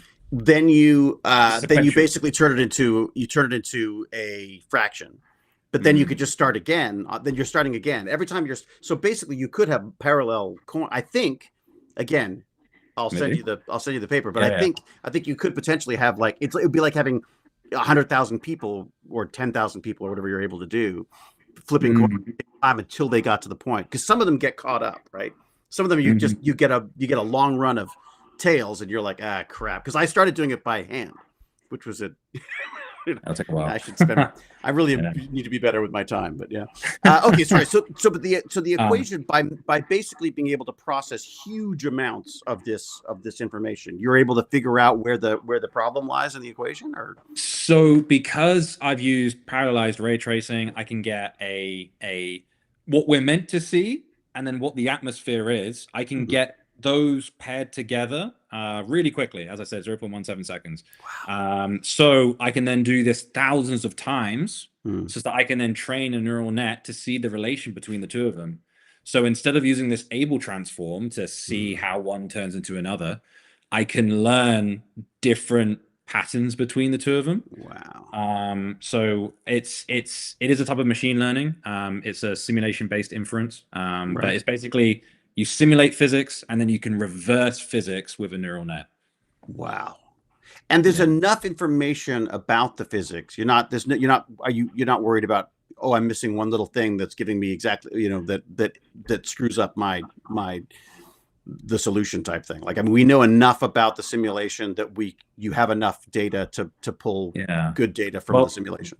My simulations are I simulate what I see, like the final result that I actually get from my processing of real data. I make that as a fake input atmosphere profile, then I ray trace for it, and I get the same observation. So I have validated it against reality. I see. Yeah, valid against reality. Yeah. Wow, that is pretty. What model do you use for that? Is there any specific model for that? SBI is it's not a large language model, so it doesn't have this whole it doesn't have hype around it at all. It's not a large language model and it's not hallucinating. No, it's incredibly specific. It doesn't know anything. It's just a simulation based inference. It's a different paradigm to large language models. Okay. Yeah. That's neat. But yeah. So I'm using some AI well, machine learning. I think AI's got I maybe know the AI one. is the worst term, but it's sort of just Yeah. what's familiar with people. I mean, I feel like it's a bit like saying Xerox or something. Although more of a marketing term. What Uh, is Xerox? oh, sorry, no, I've just dated myself. That was photocopying. Photocopying. We used to talk about Oh, Xeroxing a paper, yeah, yeah. and that was Okay. just literally just photocopying a paper. But Ah. Okay, okay. yeah. Oh my God, yeah. That is. I am now All really dating right. myself. Um, Yes, sir. so, and the AI side of this stuff, is that something that was happening during your education? I mean, or is that something you've self-educated yourself about? We Is that There was one lesson at university. right? Not well, there was one course. We had a machine learning course in my final year of university. And that was before the hype. Yeah, before the hype. There was sort of a winter there for a while where it was basically machine learning, where people would laugh at you because you were trying to create, Yeah, yeah. psychiatrist bots or whatever. Um, yeah, a couple years before the big GPT thing was yeah, we were learning it then, and that was it Mm-hmm. didn't really touch on large language models. That was maybe a footnote in the course, but that was much more about more like machine vision, Mm-hmm. or Yeah, which funnily enough, people weren't really thinking of as AI, even though it was being used in robotics all the time. I yeah, mean, yeah, I mean, yeah. I remember basic versions of that. I had that on like some of the little robots that I had little. You could do at least Mm, basic image recognition with that long before there was any yeah, AI term around it. yeah, Uh, yeah.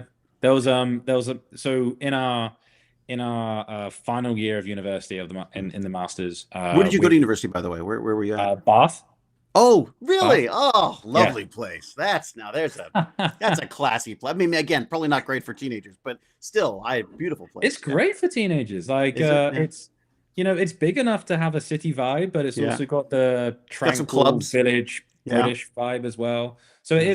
it's nice, it's calm, it's safe. Yeah, I loved Bath a lot. It's great. I was Yeah. there for 4 years.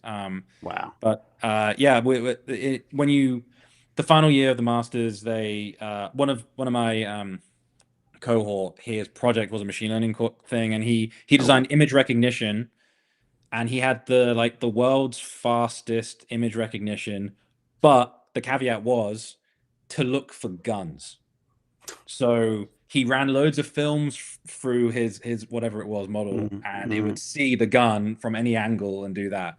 Obviously, you want something that's a little bit more agnostic, not just looking for guns. Yeah. So it Yeah. was really fast because it was overtrained, but that was his Right. project. Yeah, yeah. Right. Wow. And that was being used for some security stuff, I'm imagining. Is that It's just a final year project. I guess it wouldn't be really? used in anything, but because yeah, I mean, if you wanted to see knives as well, you wouldn't want to be running multiple things, and Mm-hmm. yeah, yeah, yeah. Wow. God, it's a bit. I mean, I'm always fascinated what people come up with on what to do with this stuff. Like, I love there is in a strange way. While I know everyone's worried about creativity and what it is to be human and our and Mhm. our employment status. Um, but I'm amazed at how creative people are with this stuff, like where they're Mhm. pushing the bounds of some of this stuff. And I also just love that it opens up programming and such to, like I have entomology friends who are sort of were forced to plod through the programming to try to figure out how to automate or work with some of the large amounts of data that they had on like insects. They used to have students sit there and watch video of spiders and listen and then make notes. And of course, Yeah. now they can have AI write a little app for them that will do all of that for Mhm. them, or more likely they'll have the student write that for them, and then it's Yeah. not that the student's replaced. The student is now working on processing that information rather than just being a Yeah. lookout for spider sex or whatever Yeah. Yeah. they're covering. So So it's you would say you're optimistic. I am optimistic. I'm optimistic, but yes, I'm optimistic, but I'm also old and grumpy. So I know Mhm. I know how these things can, I remember, I always think of Gmail, like where Gmail was free and everyone got Gmail, and then all of a sudden you started getting a bill, and I'm like, I'm a little worried about what happens when the AI bill starts showing up. Because right now it's Yeah. very, very cheap, and I don't, or Uber for that matter. Yeah. When Uber was incredibly cheap and everyone was using Yeah. it, and then all of a sudden it starts charging what it actually costs, and Yeah, You yeah, know, because so they're running at a loss right now. Your huge Claude loss. is a loss, yeah, for Yeah, them. Yeah, yeah, yeah. And I'm still paying 20 yeah. bucks a month for it. So, you know, I pay Mhm. a bunch of different models at this point. Um, Yeah, and I think my tugboat, I don't even know what his electricity bill is. well, there's Yeah, that. yeah, Although the funny thing with people talk about water, and I'm always like, okay, if you're worried about water, maybe we should stop the golf courses because they're use way absolutely, more water than the AI absolutely. plants do. So, The if someone talks about water usage with AI, that's my litmus test mm, for they're just parroting things that they're parroting, the anti-AI mantra that yes, yeah, they they're haven't cherry thought picking about this. they're They cherry haven't thought picking about their this yeah. Yeah. because it's a closed loop. Yeah, It, yeah. it is weird though how polarizing it is, and I guess that's the nature of where we are in the world. Anyways, I think everything is quite polarizing. People Mhm. tend to but AI has become very much a sort of Yeah, a pro or completely against it. I mean, it's yeah, Baz has friends who are full on AI, some to the point where it's like it's almost tech bro type stuff now. yeah, But and there's other people who will have nothing to do with it, wants it banned, wants it gone. So yeah, I'm definitely more in the middle, and I tend to be tech optimist. I think you sort of have to if you're into science and technology, you sort of I feel like you have to be yeah. realistic and maybe cautious with things, but I don't Mhm. buy the whole it's going to destroy us all stuff. Yeah, I feel like I've been there before. yeah. It's. I don't think Terminator Armageddon at all. um, Yeah, but yeah, I know a lot of people are trying to say, oh, but what was the nature of jobs when the tractor was invented? But the thing is that was a much slower yeah, change. yeah. That This was is like much happening in a slower. year as opposed to Yeah. yeah, So I think the job losses will be significant. I yeah. know I everyone's do. saying like, oh, that's fine. They'll just find a new job that uses AI. Like I think it is Yeah, gonna be rough. I I think don't it buy is. that. Yeah, and I Yeah. think I Yeah. think in a way what's going to be even more devastating though is when this AI then gets partnered up with the robotics, and then we are truly replacing people with low skill jobs. Yeah. Which again, as long as we have a society that then goes, okay, great, what do we do? How do we move on from that? It's just right now I'm not entirely convinced that we have that society. Yeah. I feel like it's just about let's replace it and worry about it later, as opposed to then we're Yeah. going to get I'm worried we're going to get into we're going to get into we're going to start destroying the looms and things, because they had Exactly. Yeah. The because Luddites. the Yeah. Luddites had a good point. It wasn't just that they were out of a job, it's because they were worried about, there was employment, they had kids working in those things, people were getting killed and maimed, and so I'm yeah, I look, they say may you live in fascinating times. I think we live in fascinating times or interesting times. I mean, yeah. Yeah. Yeah. Definitely. Definitely. Uh, Yeah. but now that we've managed to go completely off topic, and yet Yeah. absolutely still perfectly on topic, because these are all technologies, I guess, that you're using. Do you have time to keep going? No, no. I don't know. I don't know if your other guests do this, but I'm gonna rotate the camera. We have a street cat Oh yeah, that is very hungry. It's just waiting for me to let her in. that is Um, so funny. Do you want to take a but break? Do you want to take a break and take the cat out? I'll And take a break for the what cat. I can do is I'll The look up the questions for you. the it's no, it's fine. It's if I let her in, you'll hear her screaming in the background. I think she grew up with dogs. I think she grew up with dogs, so she'll start screaming at me for snacks if I let her in. So Yeah, it's a bit like we she, have a dog that thinks it's a cat. So oh, is it like a chow chow? I've heard chow chows are like that. no. It's a some kind of a weird mix of like a husky and a coyote or something. I mean, she's a total Oh, pound rescue monster. nice, But nice. I resentfully love her, but yeah, but Thankfully. she literally thinks she's a cat. She will leap up on desks and on windowsills, Mhm. but she's freaking huge. So Oh, yeah, nice. and watch the cats. Once you let one in, they multiply as they keep showing up. I had Ah, 7 cats at one point. So no, huh? yeah, I don't Because even. they had kittens, or just they No, saw you no, were because I had friends busy. Uh, who kept moving apartments that couldn't have cats. So. oh, okay, okay. Your audio is down a little bit. It suddenly dropped a little bit. Is that you just moved further away, maybe, or How do I sound now? still a bit far away? Oh, oh, I didn't. touch anything. Oh, that's weird. Well, I can just up you here. I'll just up the volume a little bit here. Here we go. There you go. Try that. How do I sound now? No, slightly maybe distorted. I'll keep talking. Maybe picking up my laptop touch something. Should I mute myself then unmute myself? Try that. Yeah. Okay. Quietness. Okay. Quietness coming. What about now? Do I sound okay? It's about the same. It's weird. It's just slightly less fidelity to it for some reason. I didn't do anything. Oh, that's better. Well, oh yeah, it must just be. Maybe it's just the angle of that you're speaking into the thing. You don't have to. You don't have to. But I wasn't talking like that. Okay. Maybe if I'm just louder. Is that yeah? fine? I guess so. It's so weird. It suddenly feels like you're further away from the camera, audio wise. Is it maybe the angle of the screen or something? Is that no? Because wasn't that up before. Okay. See that for some reason that sounds better. If I'm just talking like this, then maybe I'm a little bit closer. Yeah, and I'm gonna up your volume a little bit, and then hopefully it won't pop into. There we go. Let's try that. All right. I'm sure it's. Again, I can up it. I can up it after the fact. But do you have a plug-in mic? I could switch to headphones. If you give me just 2 minutes, I can go get headphones. And sure. I'll look up the questions. Okay. And in fact, I'll stop ignoring the chat too. I can say hello to them. There you go. Okay. 2 minutes. Yeah. All good. I'll hold the fort. So thank you all for joining us. As I often explain, I just want to focus on our guests while we're lucky enough to have them.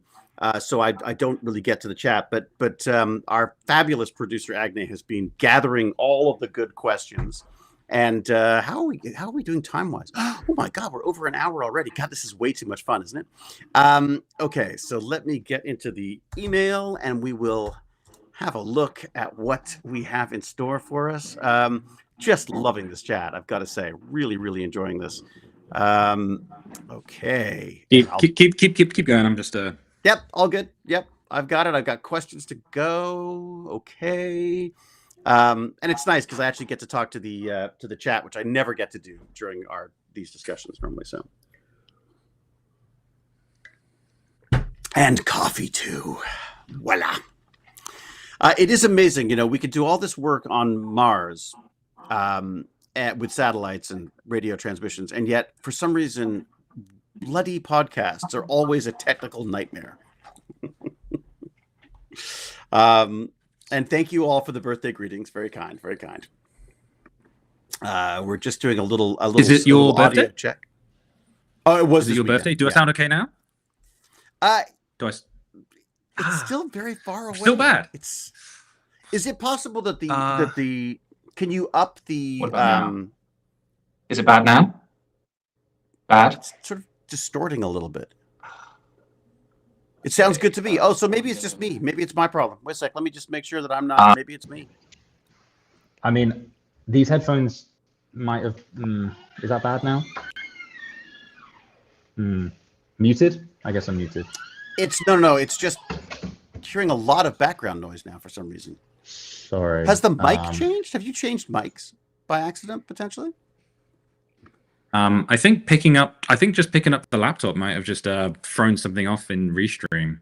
Okay. I mean, look, it's certainly usable. So I'll just adjust the sound from my levels here. I'm gonna max you out here. There we go. I actually there seems to be some setting. I've not used Restream before. But I know Restream is it's new to everyone, and I have no idea. I think most of the settings that it uses is through the browser, anyways. But look, it's fine. We've got enough volume. It just sounds a little different. That's all. It's given me an option to do it through my mic. Oh, now I've lost audio altogether. Is it very bad now? Oh no, that's great now. What's that? Oh, is it? Restream lets you do it through your phone as well. Oh, I've not seen that before. Is that what you're recording through right now? It's on my phone. Yeah, connected. Yeah, it's great. That sounds great. Okay, I'll put it down there, and cool. Okay, it sounds good to you. We touched nothing. Good. No more cats. Did you get a chance to feed the cat in the process? My girlfriend just let her in, and she's currently mugging my girlfriend for snacks. There's lots of cat fans. I'm sure she'll have a fan club in no time. So I've I got some bet it's gonna questions break for it you. again. Yeah. Oh my God, that's There we go. ridiculous. See, that's how they get you. Yeah. Yeah. That and the toxic plasmosis. Oh, that thing. Yeah. Yeah, you know that. Where we're suddenly learning to love cats. Okay, I've got some questions for you. I've got Tombstone Vulture Command. Great name. In the future, could we augment signals like these atmospheres do in order to encode more information in a given signal? Well, that's basically what you've done, isn't it? Could we encode Augment more data signals. into the signals? Could we augment signals like these atmospheres do in order to encode more information in a given signal? Does that make sense? Interesting. So if we were to, if I'm understanding this right, so say there was some, you can hear that dog in the background, can't you? Yeah, it's fine. At least it's not mine. Could you close the? I love how the cat unwittingly has caused complete and utter chaos. Because it's set off our neighbor's dog. It's the chaos cat. There's a very honestly, opinionated sausage dog next door. Oh yeah. See, the sausage dogs, they love their noise. Yeah. But don't. Yeah, it's all so good. If I understand the question correctly, so say there was an alien species on an exoplanet and we wanted to communicate to it. Often we're looking very closely at exoplanet atmospheres via solar occultation. And the way your viewer just said, could we encode our atmosphere to communicate? I assume that kind of means we're changing our atmosphere such that the alien species could do a solar occultation and then get information. I don't really know what you mean by encoding. I like that question. I'd go with that one. Yeah. Okay. So, I mean, that sounds like a great idea. Let's do it. Yeah. You probably know this, but there is a time we have encoded our atmosphere, and it's to do with Doritos. Do you know about this? Encoded our atmosphere with Doritos? Do you know I don't know anything about this. Okay. So unless you're using the tins, though. No, there's the. No, never mind. No. So there was an experiment, I think, in the early noughties where we were trying to create the aurora borealis artificially. So we were trying to ionize the upper atmosphere with high power microwaves. And what, like as an art installation for what? Just to see if we could. For science, can we create our own glow with high power microwaves pointed at the sky? And something happened with the funding, and maybe they did it once and it didn't work or something, but the funding ran out, and then they ran a bid for who would like to transmit something from the highest power microwave antennas we've ever had. God, I hate to think I know where this is going. Okay. And it was a bid, and Doritos won. So we have encoded our ionosphere for a split second with an advert for Doritos. Oh my God. But also, it's probably the furthest message we've ever sent out in all of human species is an advert for Doritos. I feel a certain apocalypse approaching with that news. The idea that the first interaction that we might have with a species out there is a freaking Doritos ad. Wow. Yeah. They'll come to us for the Doritos. For the Doritos recipe. Yeah, that's true. That's true. Maybe that's it. You know, we're like seen as the fast food restaurant. There you go. We're back to the chicken fryer. You know, maybe that's it always comes back. Yeah. I did not hear about that. That is absolutely bizarre. But I guess, I mean, again, it's a bit like a patron of the arts, isn't it? I suppose if you have, you know, you get to do your science, and they get to send their silly chips out to space. I feel like I've completely missed the point of your viewer's question, though. I feel like I didn't.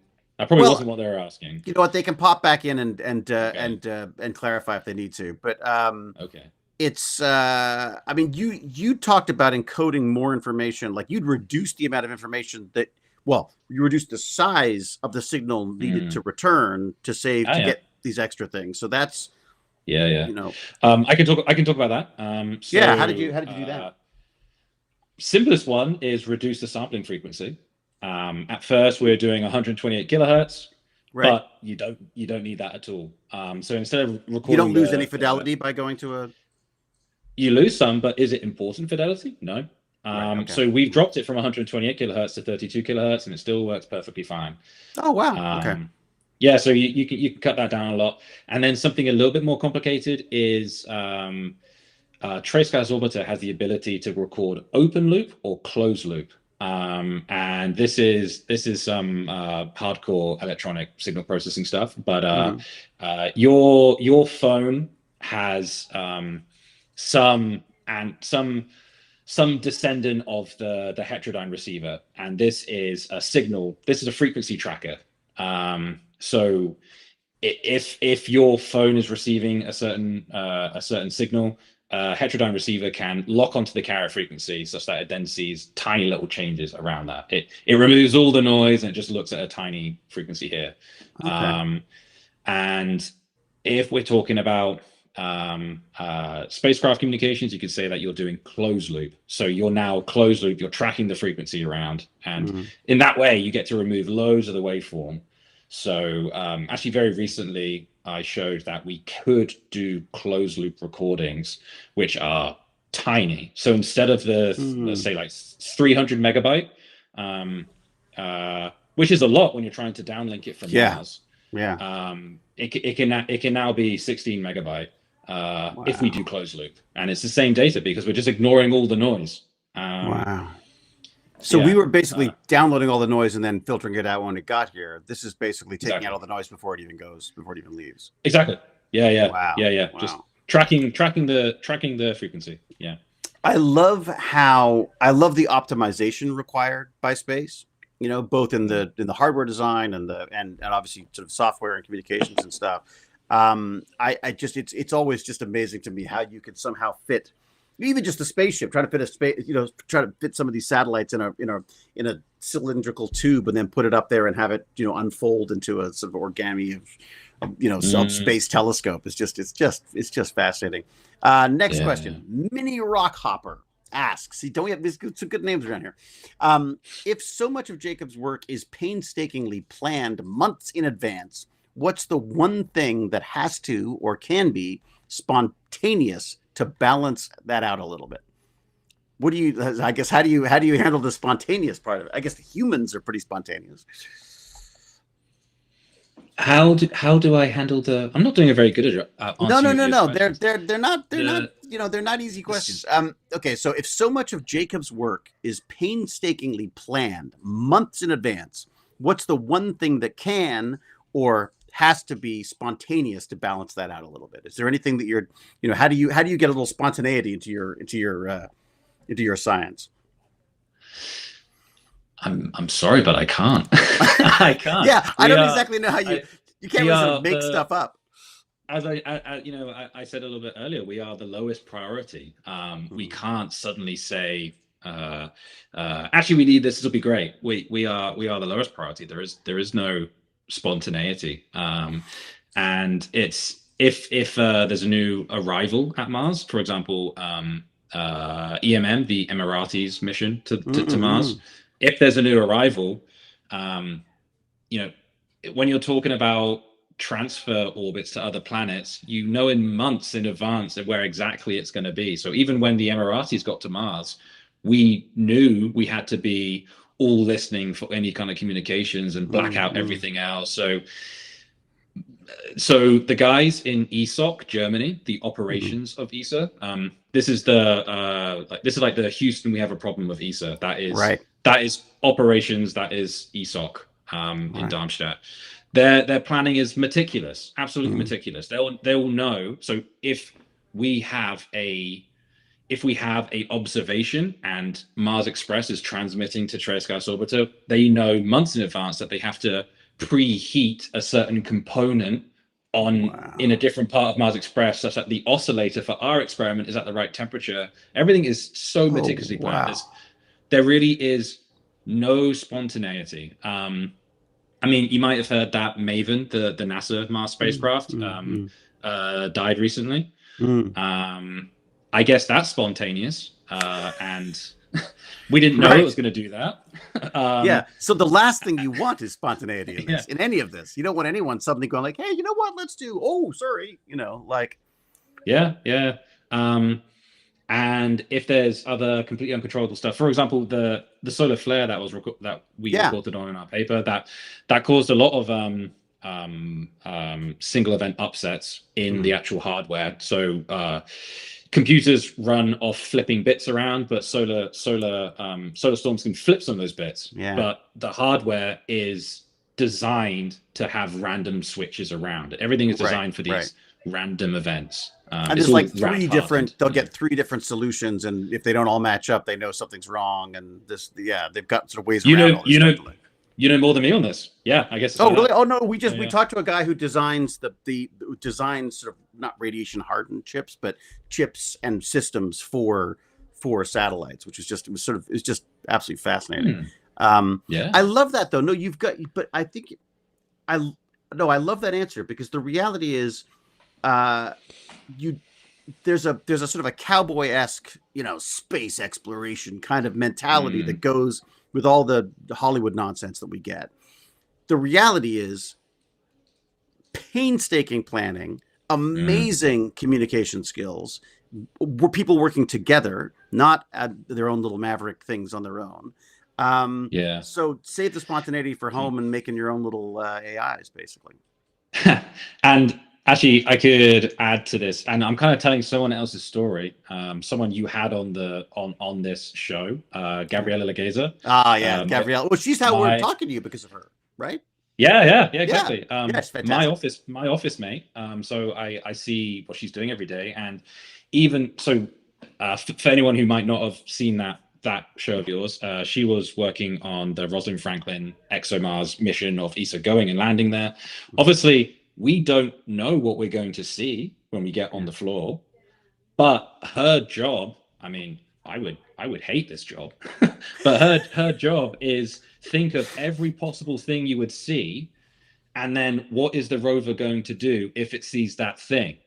So it's spontaneous. They don't know what it is, but every event is planned for. If you see that type of, I don't know any of this stuff. If you see this type of regolith or quartz, use this drill and then sample it here and then do this, or maybe drive that way.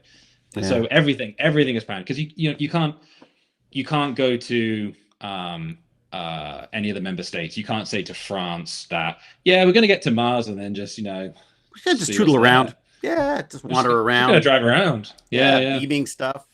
But again, that is definitely the feeling that you got when you look at like the old original landing on the moon. It did feel a little loosey-goosey, I guess, because it wasn't as planned as many of these other missions were. Those first you're talking about the for the moon ones, those Apollo astronauts they're actually crazy. There was a talk at ESTEC once, and there was some European astronauts and there was an Apollo astronaut. I cannot remember his name, but there was one of the Apollo astronauts, and they're talking about like they were cowboys. The ESA astronauts are talking about how they know when they've entered the atmosphere. Obviously, it's a slow linear progression to the atmosphere. You don't really know, but they have all these altimeters and all this pressure sensors and stuff. And the Apollo astronaut was like, "We knew that we entered the atmosphere because the window caught fire." That was all they had. Is it on fire? Yeah. Okay, that's it. That must be the atmosphere then. Yeah, it's extraordinary. I mean, it's. I guess there's a sort of there's a mystique to that, I suppose. But it's funny, like, I don't know if you ever read The Right Stuff about the astronauts training. No. They were all basically test pilots. They were all like Top Gun crazy individual, and the way we've changed, the way astronauts have changed now to become better at working with other people and and such. The biggest skill you can have as an astronaut, other than of course knowing a bit about everything, is getting along with people on these missions, because they're just long missions. I mean, it's no, it is amazing. The spontaneity thing is fascinating to me, because I think there's it's almost like the perfect OCD job in that you've got to think of every single possible thing that can go wrong. You've got to basically be catastrophizing about every possible thing. You know, but which is why it's, you know, you can try and consider everything, but there's an infinite ways it can go wrong. So mutual radio occultation is only possible because things went wrong. Right. So I can elaborate on that, but the antennas that we're using for mutual radio occultation, they were designed to talk to the landers, but but both those landers didn't survive. Something went wrong, and it left 2 antennas ready for us to do mutual radio occultation. Mars Express went with the Beagle 2 lander. That got there, it landed, but then its main antenna to link up to Mars Express, it was covered with a solar panel. It just didn't fold out once it got to the ground. Right. It just stayed there. But that left 1 antenna for us. And then Trace Gas Orbiter, it went with the Schiaparelli lander. It went there, got on the ground, but it got on the ground very fast because we didn't. I say we. I wasn't at ESA at all at this point. But like, fair enough. Yeah. They didn't model the atmospheric drag correctly, so there's uncontrollable spin. And if you ever see videos of like Chris Hadfield on the ISS spinning things, you know, like in zero gravity, something spinning this way, it's also rotating this way. So it was spinning, but then it ended up looking off axis. It wasn't looking at the ground. So its laser altimeter, which was trying to say how high up it is when it has to let go of the parachutes, fire its retro thrusters, was off angle. So it had a longer distance. The hypotenuse is longer than the adjacent. Yeah. And it got way too close to the ground and just fired its retro thrusters way too late. But that left an antenna for us. So even if things do go wrong, we make the most of what we have. So it may not be spontaneity, but it's certainly optimism. Yeah, I'm very glad. I'm glad that they didn't work out because it's allowed all of this. Yeah, you may want to keep that to yourself. It'd be very unpopular. I've now said it on the internet. Oh, yeah, there you go. Could you cut that part? No, but I mean, again, I think that's the other thing I love about it is when we talk about spontaneity, the ultimate in spontaneity, in a way, is the idea of saying like, hey, we've got these antenna. What else can we do with them? And I mean, I love that the missions open up to people for, and how does that work? Do you submit a proposal to somebody, or how does that come about? How do you get yourself that access to those satellites? So this idea was purely within ESA. Some other seniors within ESA had always had this idea, and when the time came, they jumped on it. There was no official request for it. It was just we have the time, we know we can do this. There is a huge system for proposing new spacecraft, and coincidentally, this is quite a rare occasion, but the big final presentation for that happened today. So it's called the M7 round. So this is the medium class missions, and ESA, the way it accepts missions, the scientific community across Europe will propose missions, and then it makes you go head to head, 3 teams, and they spend 5 years of their life, and then only one will be chosen. It's like a game show. And the final presentation was today. There's a solar observatory. There's something called Theseus. I don't know what that does. And then there's one called M. Matisse. And this is the one I'm voting for because it's Mars, and it has a mutual occultation instrument. So like because built in. we showed we could do it with some repurposed stuff. M. Matisse has let's do it properly now. Let's deliberately do mutual radio occultation. Do you consult with them at all? Are you talking with the people who? The main lead for it, Beatrice Sanchez Cano. She's the co-author on all my papers. Oh, fantastic! So you got an in. You might get some radio time. I might get some radio time, but then the space lead times are so long. I think it would get there like 2035 at the fastest Doesn't that rate. drive you nuts? Like, doesn't it somewhat like I'm an actor because because I have the attention span of a housefly. The idea that you've got to plan. Well, first off, that you have to plan that much stuff, and then you have to plan that far in advance. There's a certain sense of like you're almost doing this for someone else. I mean, you're almost sort of planning this stuff for someone else's career to take advantage of it to some extent, aren't you? Yeah, you're all paying it forward. Yeah. But then I think everyone's space endeavor is paying it forward. I know we have these tiny time scales with the Artemis missions, but I guess anything going to Mars, but like Jupiter, that's like a 7-year transit time, just even after it's been launched. It's all paying it forward. Yeah.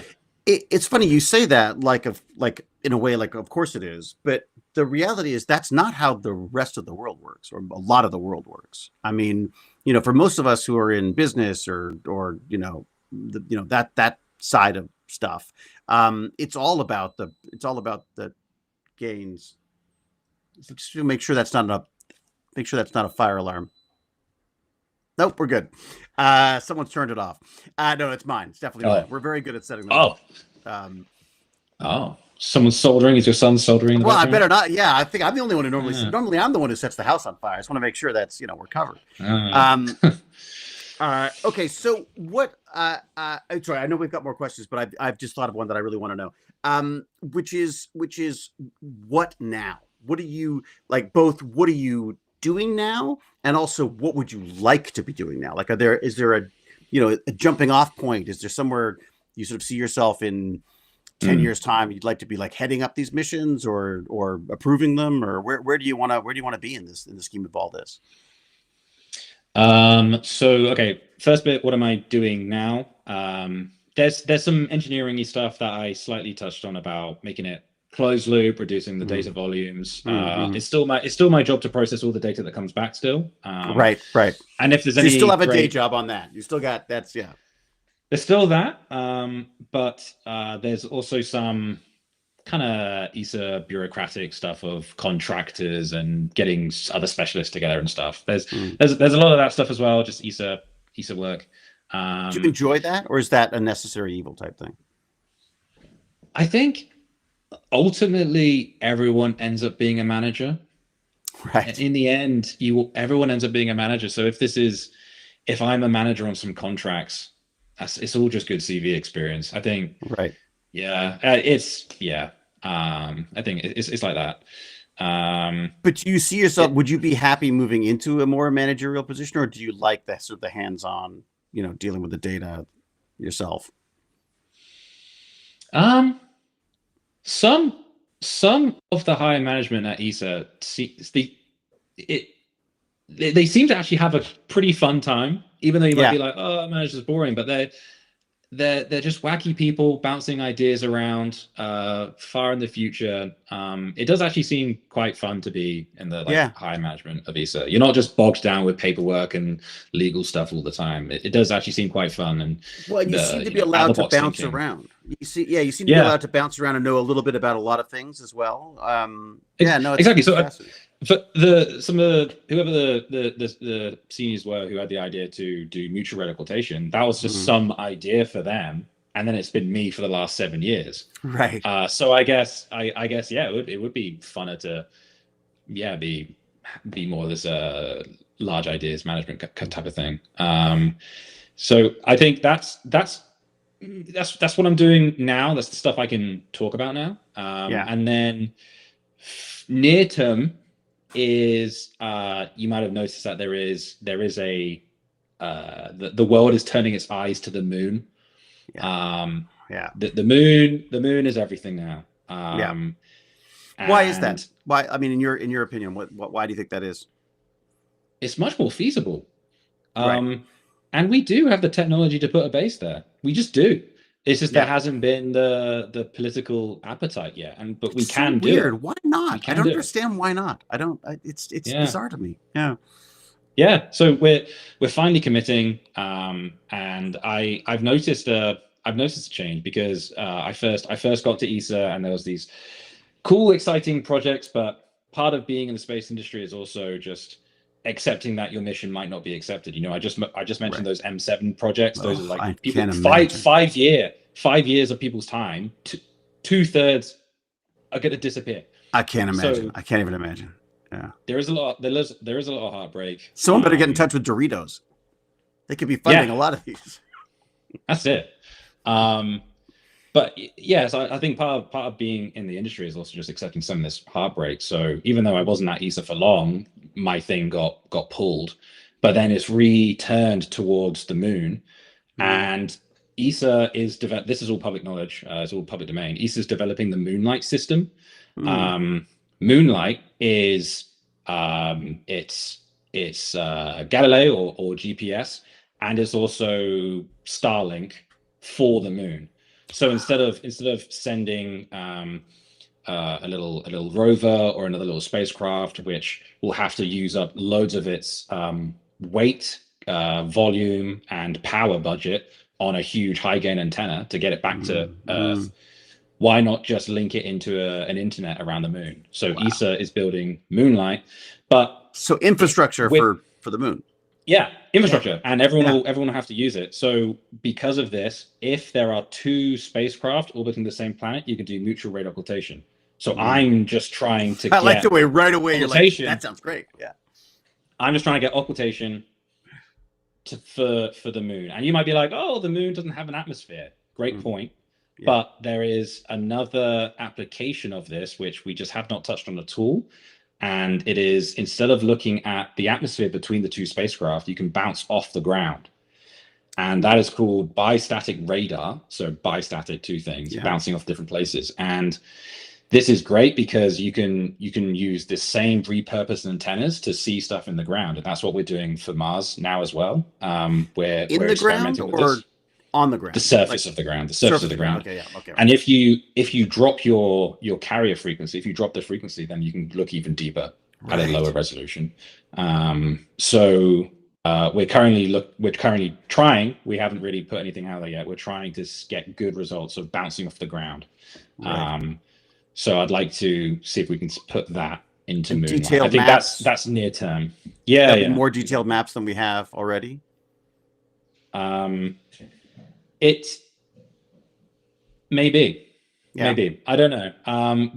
There's a lot of interest in the South Pole, and of the possible water angle, or we might be doing bistatic radar. We have done bistatic radar, but for the moon, but transmitting from the Earth and back to a spacecraft. So we've had the Earth involved, but those geometries mean you can't see the South Pole. So if we have this mutual occultation constellation setup, we might have better measurements from the poles. Yeah. But this is stuff I haven't started yet, but it's what I'd like to do.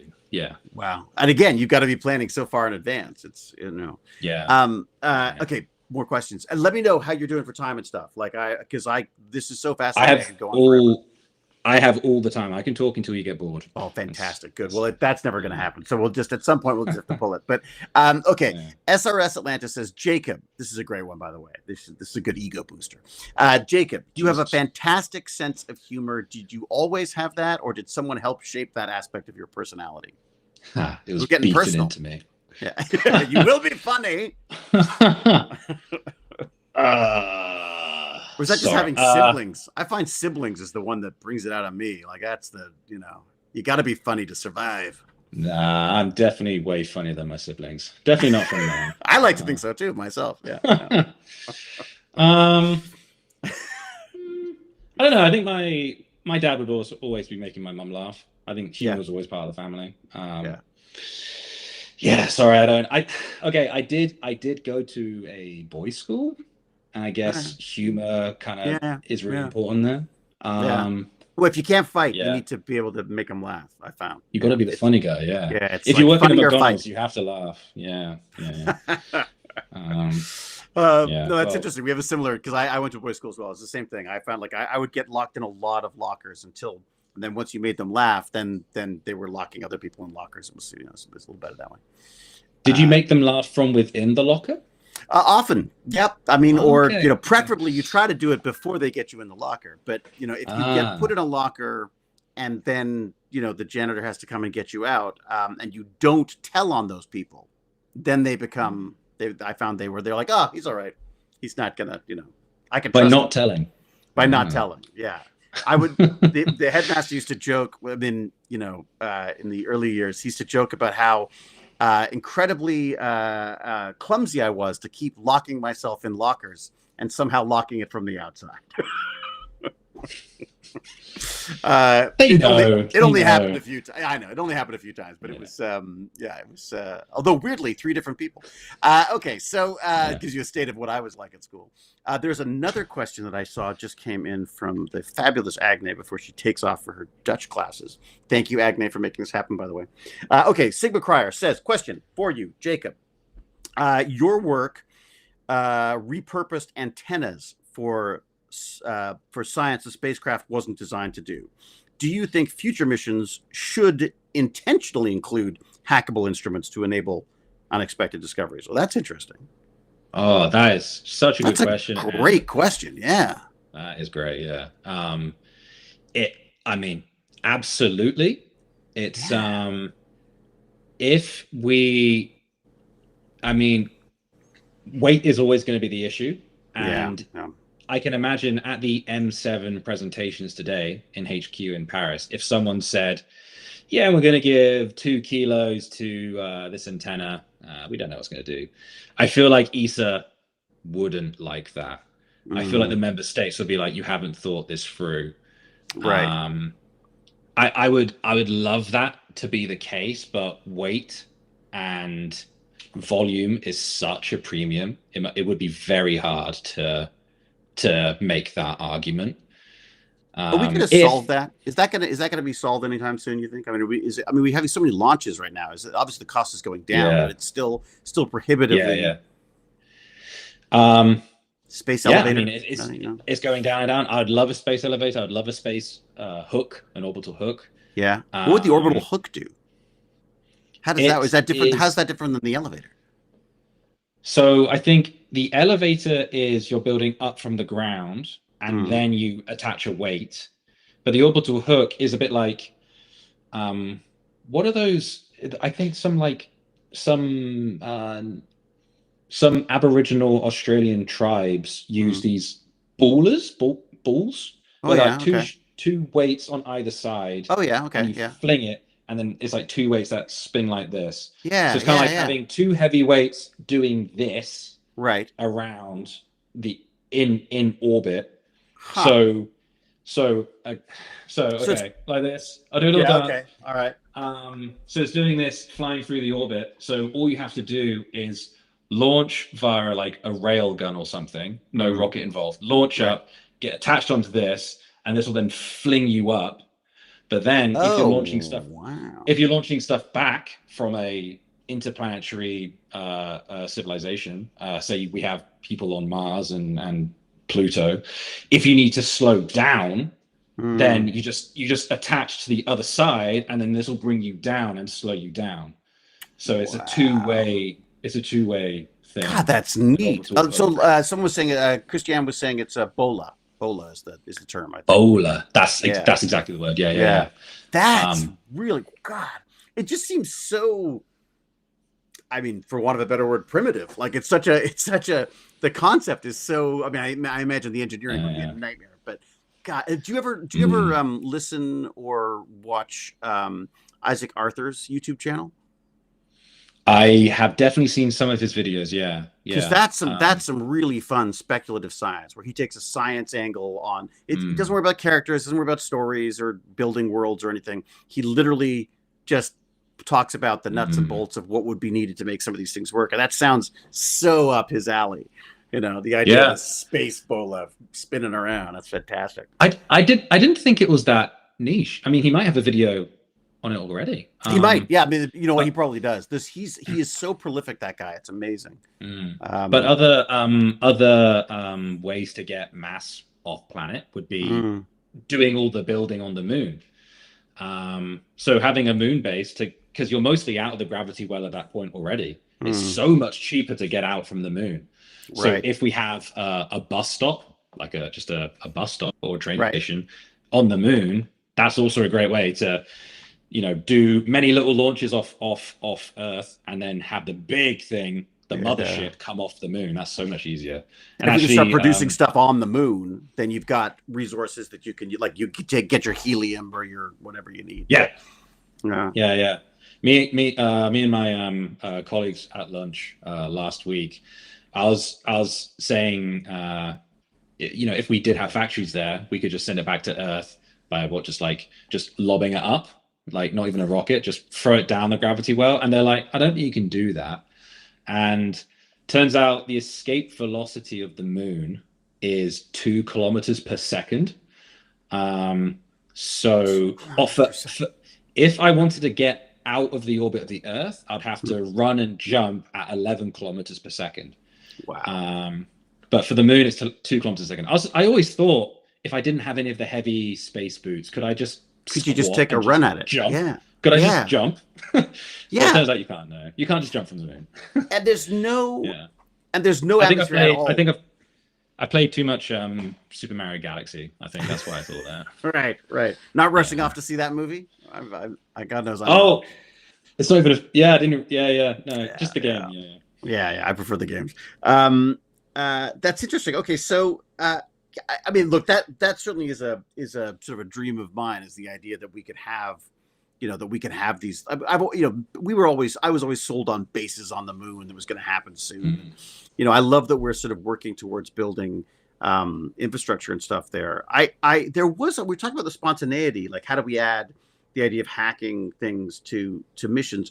There was one on the space. There's been a few actually on the International Space Station where they've had like Raspberry Pis up there, and they said, what do you want to run on that? So that's kind of a fun little hacking side of things. It'd be really neat to see what someone did with like a Raspberry Pi that was orbiting the moon or sitting on the moon somewhere. That would be, but again, I guess every milligram is another God knows how much money to throw at these things. All right. Yeah. I did used to know the number, but I think that was pre-SpaceX, so the number's definitely way out of date. About like price per kilogram. I can't remember it now though. It's definitely out of date. It's extraordinary. Yeah, it's absolutely extraordinary. If you could design a mission now yourself, like if you could, like given throwing stuff up there, what would you throw up there right now? Like what would be your let's say you could have the spontaneity and the Doritos cache. Is there a mission that you'd like to be, that you would put together? Money no object. I think. Okay, I've never thought about this before, but it's probably not even Mars, to be honest. I think it would be something low Earth orbit, or maybe cislunar. Not even landing on the moon, but just a space station that is large enough to have artificial gravity. These sci-fi films where we always see the spin that's big enough for gravity. Because if we are gonna leave our solar system, or even maybe probably not for Mars, but if we are going to go further than Mars, we probably do need to simulate some kind of gravity.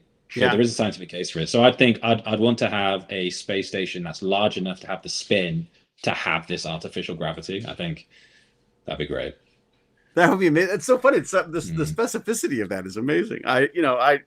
I'm a big robot fan. Like I sort of feel like we waste so many not waste, perhaps the wrong term. But we use an awful lot of resources making these bags of chemicals work in space and keeping them alive. I much prefer these robot missions that go out and can do all the dangerous grunt work for us anyways. I mean, again, eventually it'd be lovely to go step on another planet somewhere, but that's where my interest in the space future is. I feel like I'm pop on a pair of first person goggles and rove around the moon or something would be just amazing. I feel that I sometimes pick up this dichotomy between scientists and engineers, and you're science brained. So am I? Okay, all right. I think. I mean, I know it's like mostly through the arts, but you are science brained. You think about, you know, the idea of it, but then I think engineers are like, I only care about what is practical. Yes, maybe that's it. What works. I don't care about your ideas, just what works. And I think I was at a Mars meeting a couple months ago, and I love that someone you can said call that, them Mars meetings. We had a Mars meeting. yeah, Yep.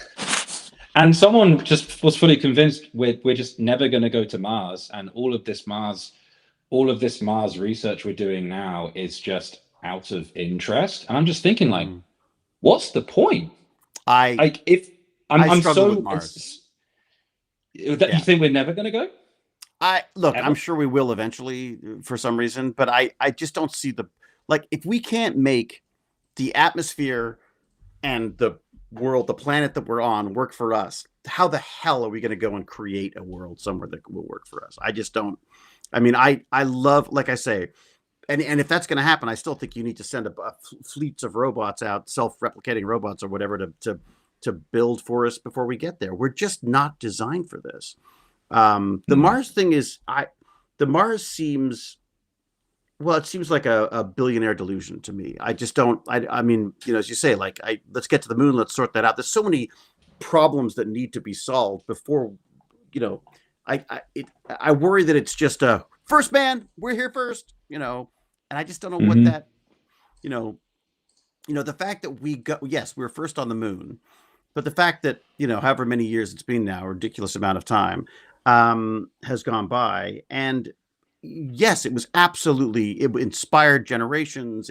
I mean, I think as a PR and as a science project, it's absolutely extraordinary. I mean, I don't mean to, you know, cast any aspersions on it. I just, but we haven't been able to build on that. Like, I feel like we're almost starting again now, because we're sending people around the moon, and we're again, in a very smart, wise, proactive way, we're going to get ourselves back there. But I feel like these big, you know, what would it be called? A space shot approach to this stuff is more for spectacle than it is for science. So, yeah, definitely for most people in the next 100 years, sure.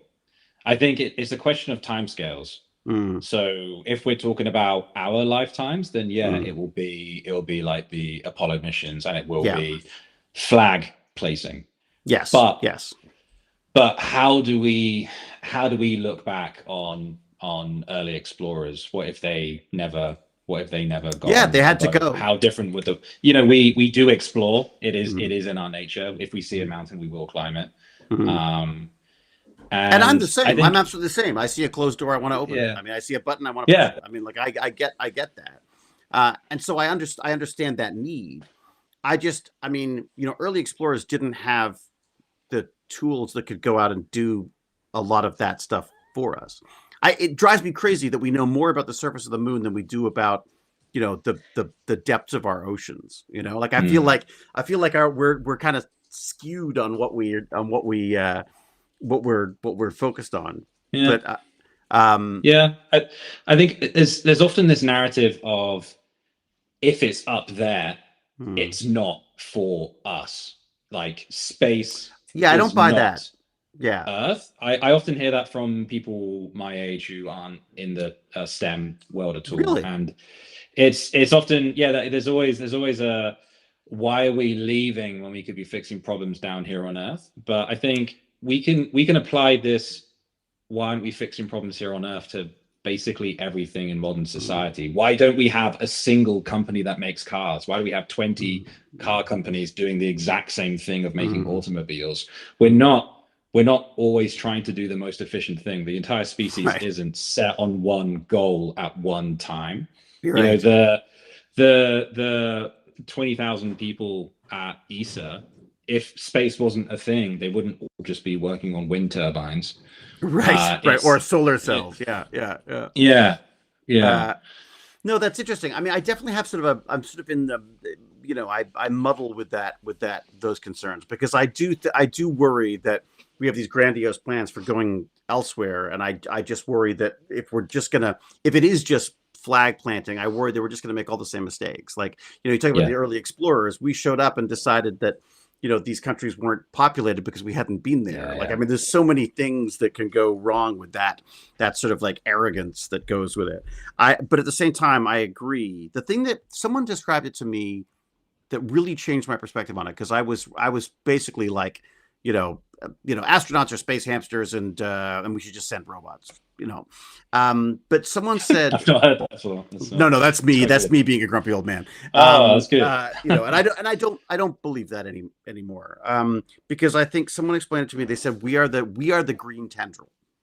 Like we are the tendril of Earth we're a part of this planet. We were created by this planet. That is this planet extending itself out into space.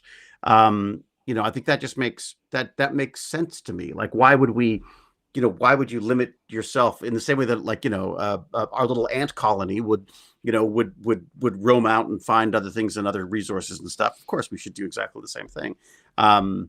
There's a very, you just think we haven't perfected the Terra first before we do Terra Nova. You think we need to get it right first here? Is that? Well, at the very least, I feel like we need to look back at the history of our exploration and see some of the problems. Like, I mean, you hear about like crash landings of lunar rovers or whatever on the moon that had tardigrades in it, and now you go, well, have we just released tardigrades on the moon? I mean, there just seems to be a certain arrogance to the way we pursue stuff, that maybe we don't break things and then see what happens. Maybe we figure this stuff out first, which is so weird because I'm so impatient, and you're the one who has to plan 30 years in advance. The most recent Chinese rover on Mars. I know a lot of people were amazed that they used about 5 kilograms of mass just to have a remote camera, so it could put the camera down and then drive back and then hold a Chinese flag.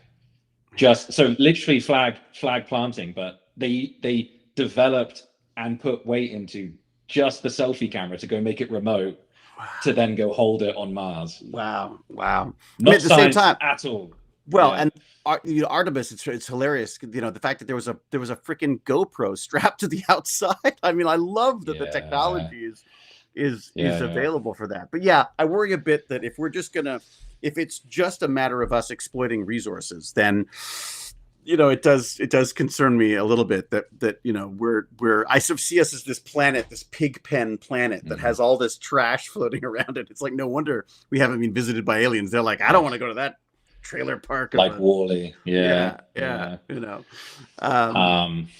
I'm optimistic about it.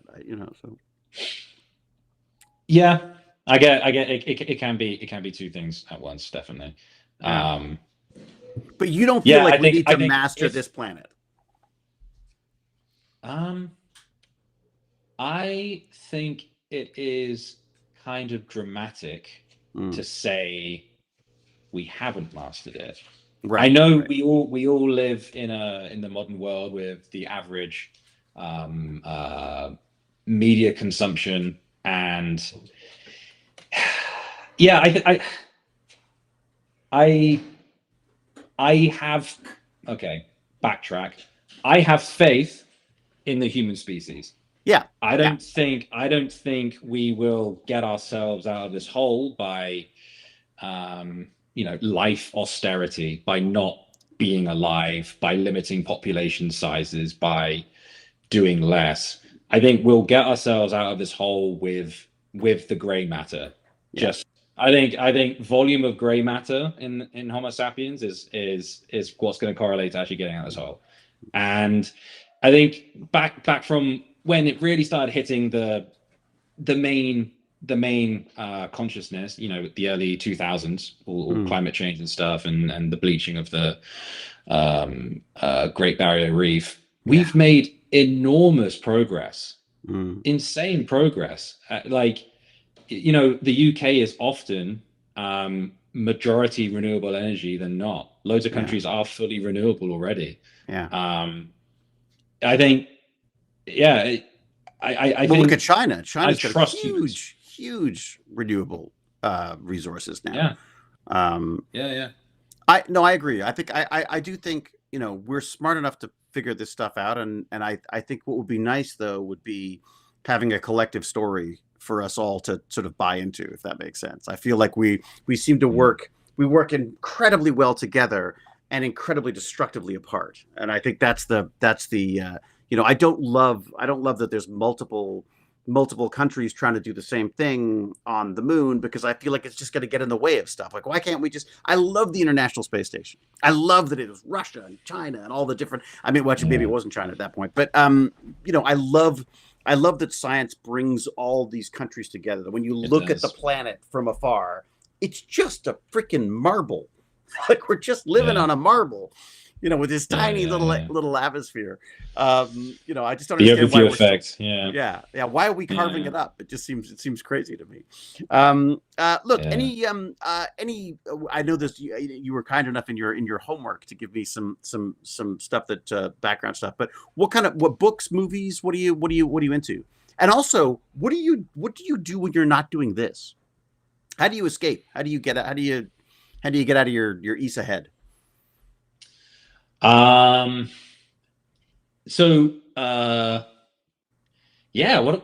I do when I'm not working, it's I guess I don't really know. It kind of I tend to work. What I do when I'm not working is just different work. Yeah. This is a CrossFit thing I do with my girlfriend. It's called High Rocks. Oh, it's called High Rocks. I don't know about I don't know much about it, but I know that I've got friends who, once you get hooked on that, holy cow, are you fit? And are you yeah, it's almost a cult. Amazing. Yeah, kind of. Yeah. A good cult. A good, one of the good ones. Yeah. So wow. I do CrossFit.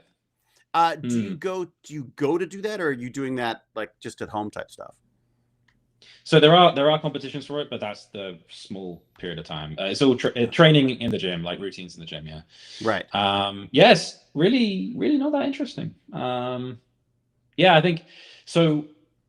I can say something interesting that led to this whole space career stuff, and it was making videos.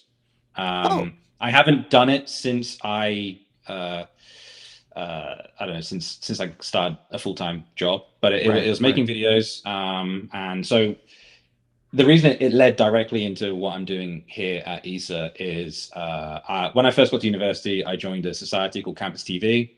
This isn't it's not a video appreciation, it's a video making. So we did documentaries, we shot things. Oh, fantastic. It's so much fun, isn't it? I love that process. Incredibly fun. The presenting, the editing, it's great fun. Actually, my girlfriend, who just is probably still chasing the cat, I met her through it as well. Oh, great. What was she doing? What aspect was her interest in that? Well, she doing videos.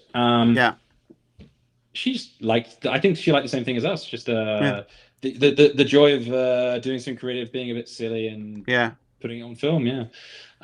But my friend told me that he had an uncle who worked at the European Astronaut Center in Cologne, and they wanted a media intern. So I know we touched on some of my previous internships, but I also did a summer internship at the European Astronaut Center to make films. Oh my God, how great is that? I was the video boy. Oh my God. Which is the best, because you've got access to everything and everyone. Exactly. And it was a funny little enclave in the corridors of the Astronaut Center. And it's a bizarre place, because this is where all the astronauts just have their day job.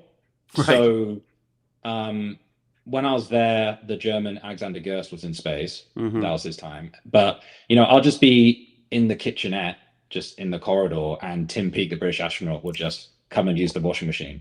And it's bizarre. And I had some tasks there. So there's obviously a lot of outreach because the astronauts are there. So you help script some stuff, and you set the teleprompter, and they do the talky stuff. Right. But you also you take some videos of some of the experiments that they have to do to themselves up in space. So they'll review it on an iPad, the stuff that you shot, for them to know where to stick the needle and stuff. Oh wow! Okay. So we had some fun video.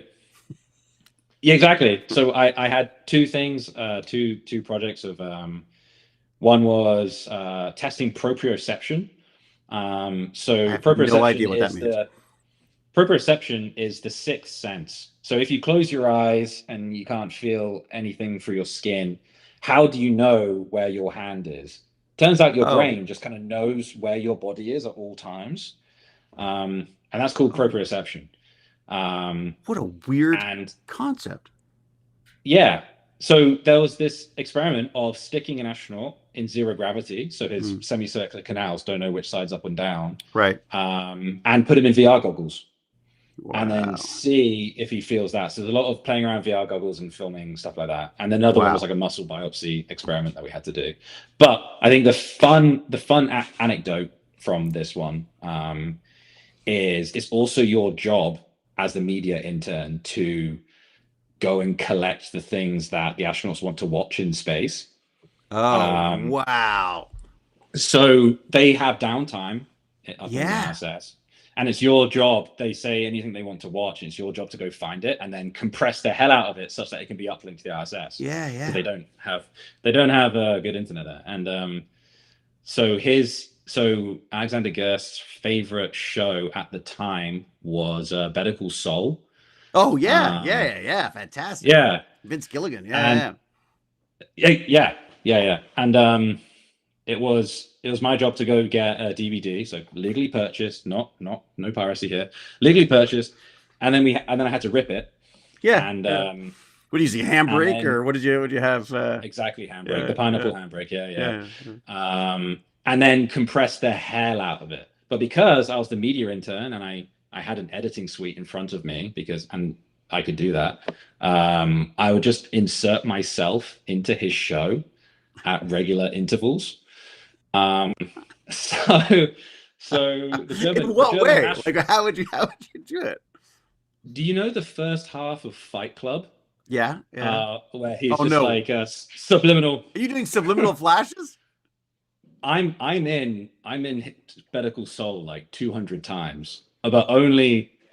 Hilarious. So I wonder. I do want to meet him one day when he's not in space and just see if he recognizes me, like some weird connection. phantom, Have we some met space before? phantom. Yeah. Yeah. Oh my God, that's hilarious. You could write a paper on that.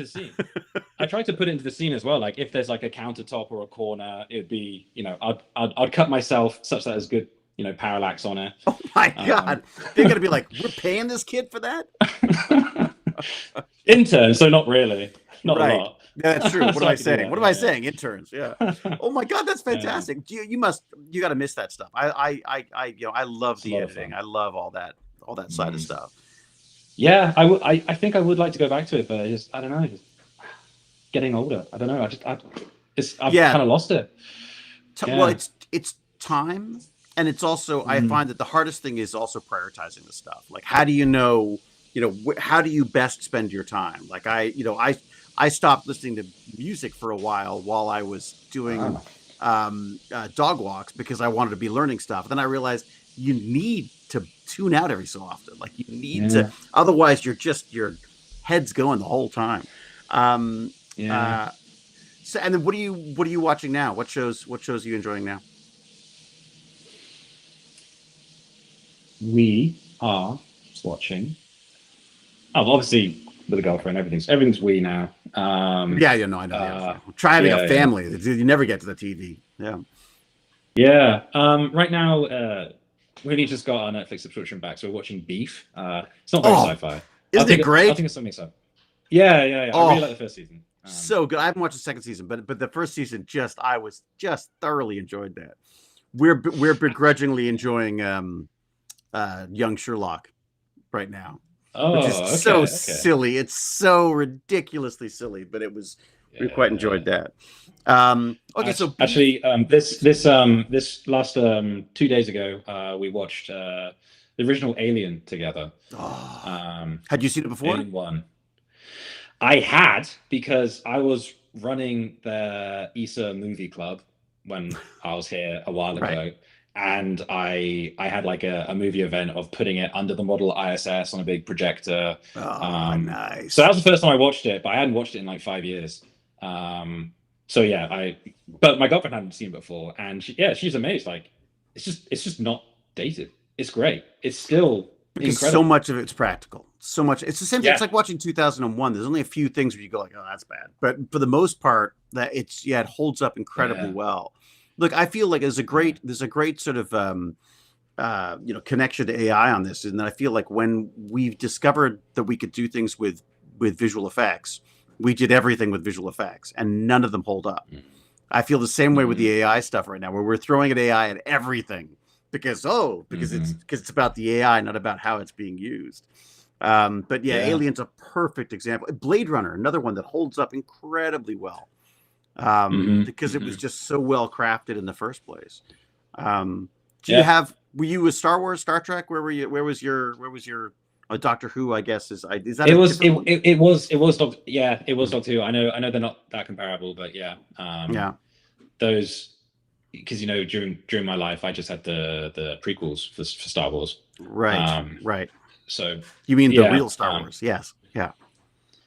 I couldn't get into the new ones. I just couldn't. Yeah, it didn't. It's funny. I always loved Star Wars, but I always saw Star Wars as a fantasy show. I didn't see it as. That didn't make me particularly. I mean, other than the droids, I love the droids aspect of it. But I always preferred like the sciencey Star Trek stuff to the sort of fantastical world of, which I also loved, of Star Wars as well. I mean, I don't know how you love that as well. Have you seen anything recently? Have you seen Hail Mary yet or anything? Absolutely, but actually, I just want to say first, I watched the first episode of Stargate Atlantis. Did you? Yeah.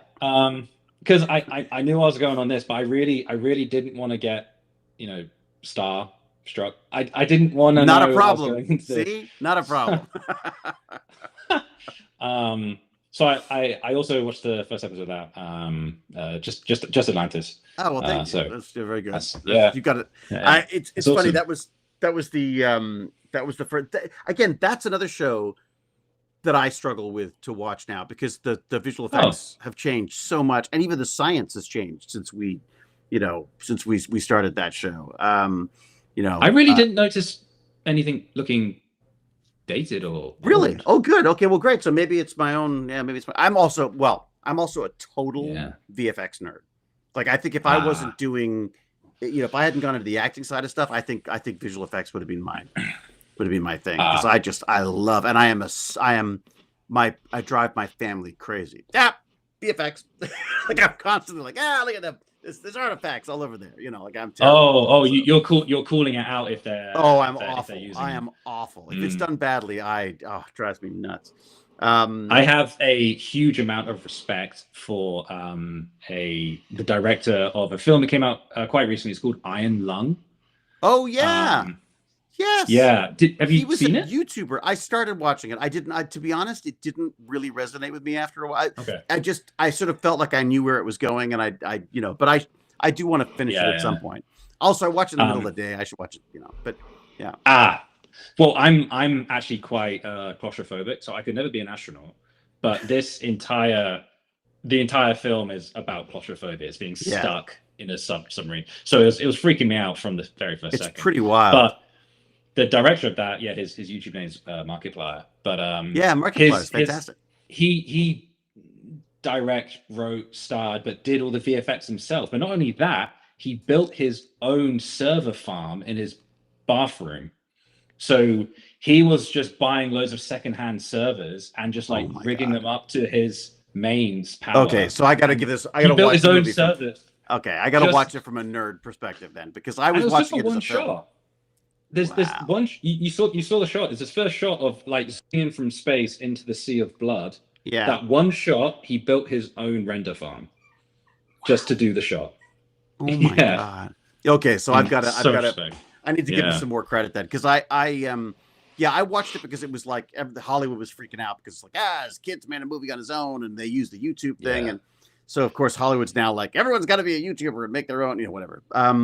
but no, I'll have to watch it from a nerd perspective too, because that's amazing. It's funny. I acquired a friend of mine gave me an old Dell PowerEdge server with 92 gigabytes of memory. That's still a lot. But you're saying like that's bad. That's quite no, I know, good. but it's like an old one. Like it's an old. Oh. No, I'm not saying like it's bad. No, it's fantastic. In fact, as soon as you started talking about your language models, I started going like, and it won't be very fast, but it's got a lot of memory to deal with. So it's about the memory speed. Yeah. So it could be great. It could be great. Yeah. But yeah, I love the home server stuff. Playing with the home server stuff is so much fun as well. There's not enough time in the day to do everything you want to do. Would you do?